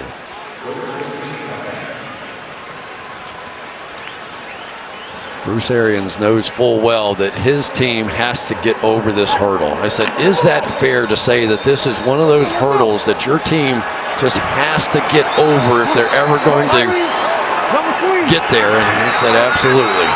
It's a tough spot. Yeah, one of those hump games. Lynch stays in the block. Wilson then throws, and it should have been intercepted by Ty Matthew. Could not hold on, but it is 4th down and 15. Couldn't tell if it was tipped by Jimmy Graham or not. There he is, a little out there. Matthew right there. May have been tipped just a bit. Yeah, you saw Matthew indicate it after he dropped it. And now Ryan is into punt.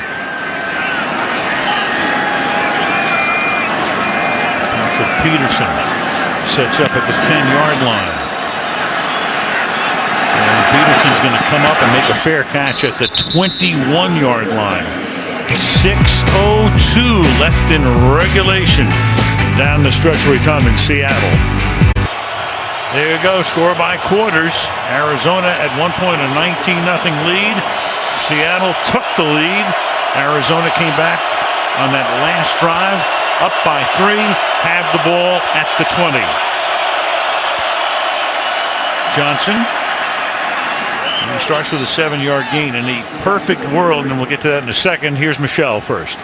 Well, Cards left guard Mike Upati, who was taken to the hospital earlier tonight with a neck injury, has been released from the hospital. He is expected to fly back to Phoenix with the team, Al. Meanwhile, Seattle linebacker Bruce Irvin has been downgraded to out with a knee injury. All right, thank you, Michelle. Great news, of course, on Upati. Just what we were hoping for. It always looks so insidious, and then you get a report like that, and that's great. Tight ends in the game, Al. They just want to grind out some first downs here. Larry Fitzgerald will be like a fullback now. Yep. Johnson Yeah, in a perfect world, I started to say, in a perfect world, what you have is a situation where you run the ball, you pick up some first downs, you take time off the clock, and you make Seattle use its timeouts on defense. Yeah, but here come the pass rushers now. By not gaining anything there, now all those speedsters come in the game. And can they block the right guys? Arizona has done a decent job blocking these guys when they figured out who they were. It's when they've made the mistakes on protection that they've had the breakdowns. John Brown in the game. Floyd out. Fitzgerald is in motion. Play clock at 1.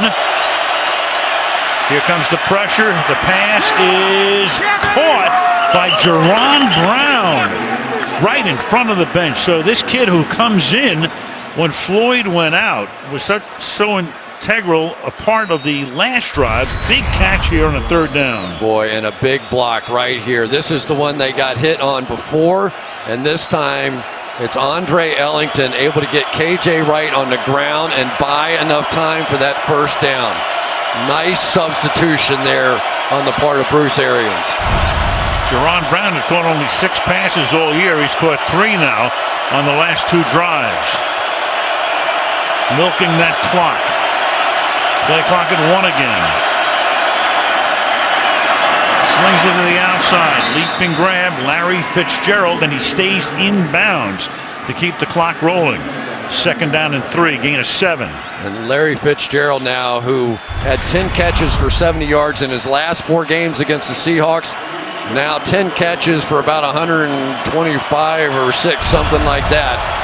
He has been big, not just catching the football either. It has been his blocks on the edge that has at least given him a chance to run the football. 2nd and 3. Palmer in a masterful job taking that play clock all the way down. Johnson swings to the outside, then back upfield across the 45 to the 46-yard line, and that'll be a first down. It is the same play they've been doing all night. They're going to block here and then set up and make that cut inside, and it doesn't look like much, but it's 3-4 yards, and because Cam Chancellor is down inside of Fitzgerald, sets up a decent angle there, forces Kerry Williams to come down and make that tackle, and he's been doing okay with that too. Seattle takes a timeout. So the Cardinals have taken it from 6 minutes to now under 3, and forcing Seattle into that position to have to use its timeouts. They have 2 plus the 2-minute warning will stop it. Boy, I tell you, last couple of drives by these Arizona Cardinals, they have shown their toughness. This place was going crazy after those strip fumbles.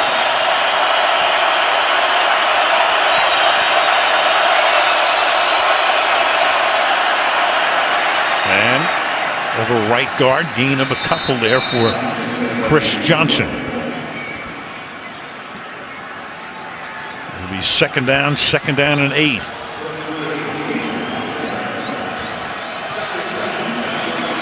Carroll looking up at the clock, flips the gum away. Lets it roll down here. 3 tight ends come in. Chris Richard, the Seattle defensive coordinator. Wilson just hoping for a shot to get back out there. 2nd and 8. All 3 tight ends left. Johnson. He gets into Seattle territory. Gang tackled up at the 48-yard line. And it will be 3rd down and 4. And Seattle's going to take another timeout on this side of the 2-minute warning. So, clearly, a huge 3rd down play coming up. Yeah, and so much on the line, because you start looking at what happens if Seattle gets beat in this game and goes to 4-5. And as talented as they are and as good a team as they have been over the past couple of years, and 2 Super Bowls and winning 1, 4-5 is a tough spot. And then you start looking at it from Arizona's standpoint, and they've come in and handled the bully, but this is a long way from over here. And the only good news for Seattle would be they've got San Francisco and Pittsburgh here the next 2 weeks. Then they go on the road at Minnesota, at Baltimore, and come back with Cleveland and St. Louis. Their season would end at Arizona. But right now, first things first on a 3rd down and 4 from the 48. And they run a draw with Ellington, and he's going to get the first down and stay in bounds and go all the way to the end zone for the touchdown. On a 3rd down and 4. Put the pressure on Ellington, the 3rd down back. They swing it to the outside, and a look of disbelief on Pete's face after a 48-yard touchdown run. What an unbelievable call. And they went against the young guy, Frank Clark, on the outside, never saw it coming. Goes inside and outside and just takes it right up the boundary. I thought he was just going to fall down there to make sure he stayed in bounds. He did one better than that, didn't he?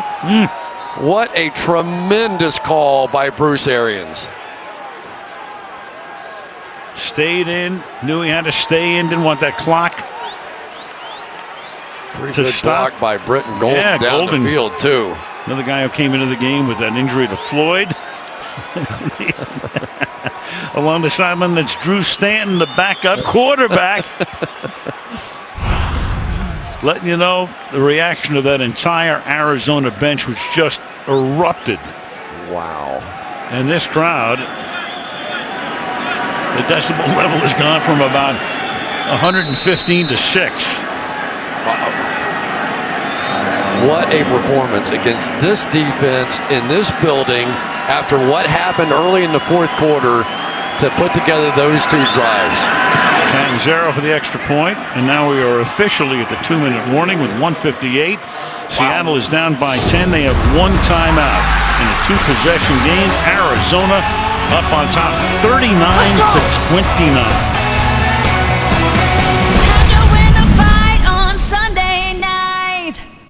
Stick around for the Volkswagen postgame report. Michelle with the stars of the game.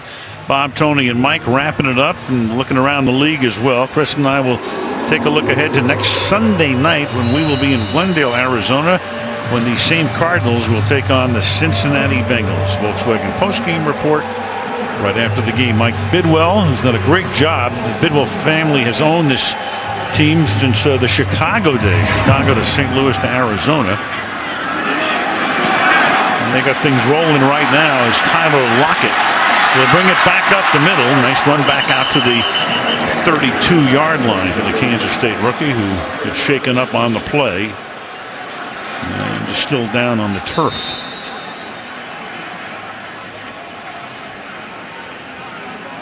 Take a look at that Arizona schedule coming up. So Cincinnati plays tomorrow night. They could go in 9-0 if they beat Houston.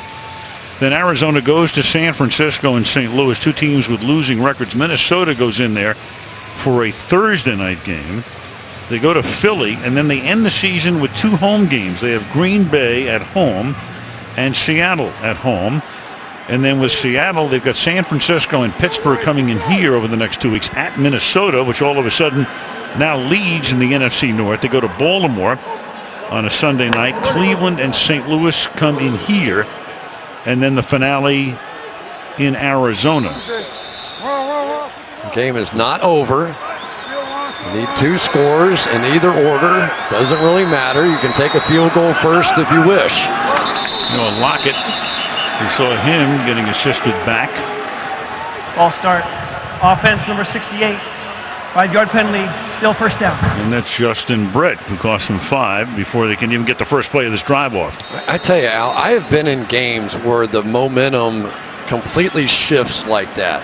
And when you're on the road and you get a couple of defensive turnovers and this crowd's going crazy and you go back out there on offense, it is very difficult just to hear yourself think. And what they've done in the 4th quarter, going up and down the field twice, is just remarkable. Well, if they hold on to this win, Jermaine Kearse, one of the biggest wins, you want to say in franchise history, because part of the problem is this team was not very good, to put it mildly, until they got to the Super Bowl in 2008. And that went on for years and years as Wilson picks up the first down. Remember opening up the Super Bowl that we did years ago with Arizona-Pittsburgh, I said to John Madden, I said, what do you think of when you think of the Arizona Cardinals? Because it was shocking that they were in there, as you recall. Yes. And he said, I think of futility. But there were the Cardinals who had that magical run, only to see that squashed by a Roethlisberger drive at the end of the game that culminated with a Santonio Holmes catch for a touchdown to win the game. From the 44-yard line, Wilson now looks in the corner. The pass is incomplete. Intended there for Chris Matthews. It'll be second down. Rashad Johnson covering on the play. Well, and defensively for Arizona, it's going to look like Seattle put up a bunch of points, but in reality, because of those turnovers that put the ball either in the end zone or very close to the end zone, you have to look at the job this defense has done. And I think in particular in that secondary, they are very good across the board. Rod Powers gave up a couple of plays, but other than that, they have been rock solid back there. Second and 10 with a minute and a half to go. Arizona putting the pressure on, and now Wilson's going to take off and exploit that and get to the 35-yard line. So that's a first down. Clock keeps running. They have one timeout. He wants to spike it here. There's James Betcher, the defensive coordinator. So what you want to do if you're Seattle at this point, you have that one timeout at second down and 10. You have 67 seconds. If you can get within field goal range, you kick the field goal, and then you try the onside kick. Yeah, it doesn't make any difference. You're going to have to get an onside kick anyway, but you have to make the field goal. So right now you're looking at a 53-yarder. You're not going to attempt that, but if you get to within like a 40-yard attempt or something, maybe you go that way and then go onside. Second and 10. Four-man rush. That's caught. Graham will step out of bounds. That saves a spike or a timeout. Clock stopped with 63 ticks. Now it's third down. And they're going to try the field goal right here. So if he makes it, they're going to have about a minute. Of course, the key will be to recover an onside kick. Because basically, if you're throwing Hail Marys, throw Hail Marys. It doesn't, all you need is a minute or 45 seconds or whatever. You can throw as many as you want down there. So now you've got a 46-yard Hauschka attempt, which would make it a 7-point, one-possession game. Ooh, it almost got blocked, but the kick is right down the middle. So you've got 58 seconds remaining, and it all comes down to who recovers this kick. I don't think Justin Bethel could believe he didn't get it. Right off the edge here. Spun his tires just a minute coming out of there. It was close. Boy, he is a superstar special teams player. The Pro Bowl a couple of times now. I'll tell you, after watching that Green Bay game today, the game is never over.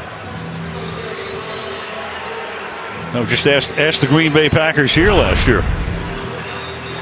There's that headache coming again from Carson Palmer. He doesn't even want to think about this one. Well, last year it was in the NFC Championship game, a recovered onside kick by Seattle against the Packers, which led to the win, which led to the trip to the Super Bowl.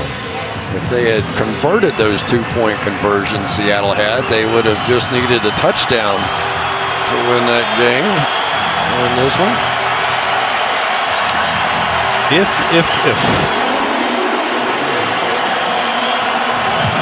All right, let's travel 10 yards or be touched by Arizona before Seattle can attempt to recover it. Hauschka sends a high hopper that will be caught by Larry Fitzgerald, and that will seal it. So you put your best hands guys out there. It didn't help Detroit, though, today. A lot of people, Calvin Johnson had one go through his hands, but they did hold on for the victory. And Mr. Bruce Arians and the Arizona Cardinals are going to go to 7-2, shaking Carl Johnson's hands. Tom Moore, the longtime offensive coordinator for the Indianapolis Colts, with Peyton Manning there through all of those years. Mark Dolan, one of the top public relations people in the league, and the Cardinals will have a very happy flight back. And of course, we're very happy to tell you that Mike Iupati will be on the plane as well.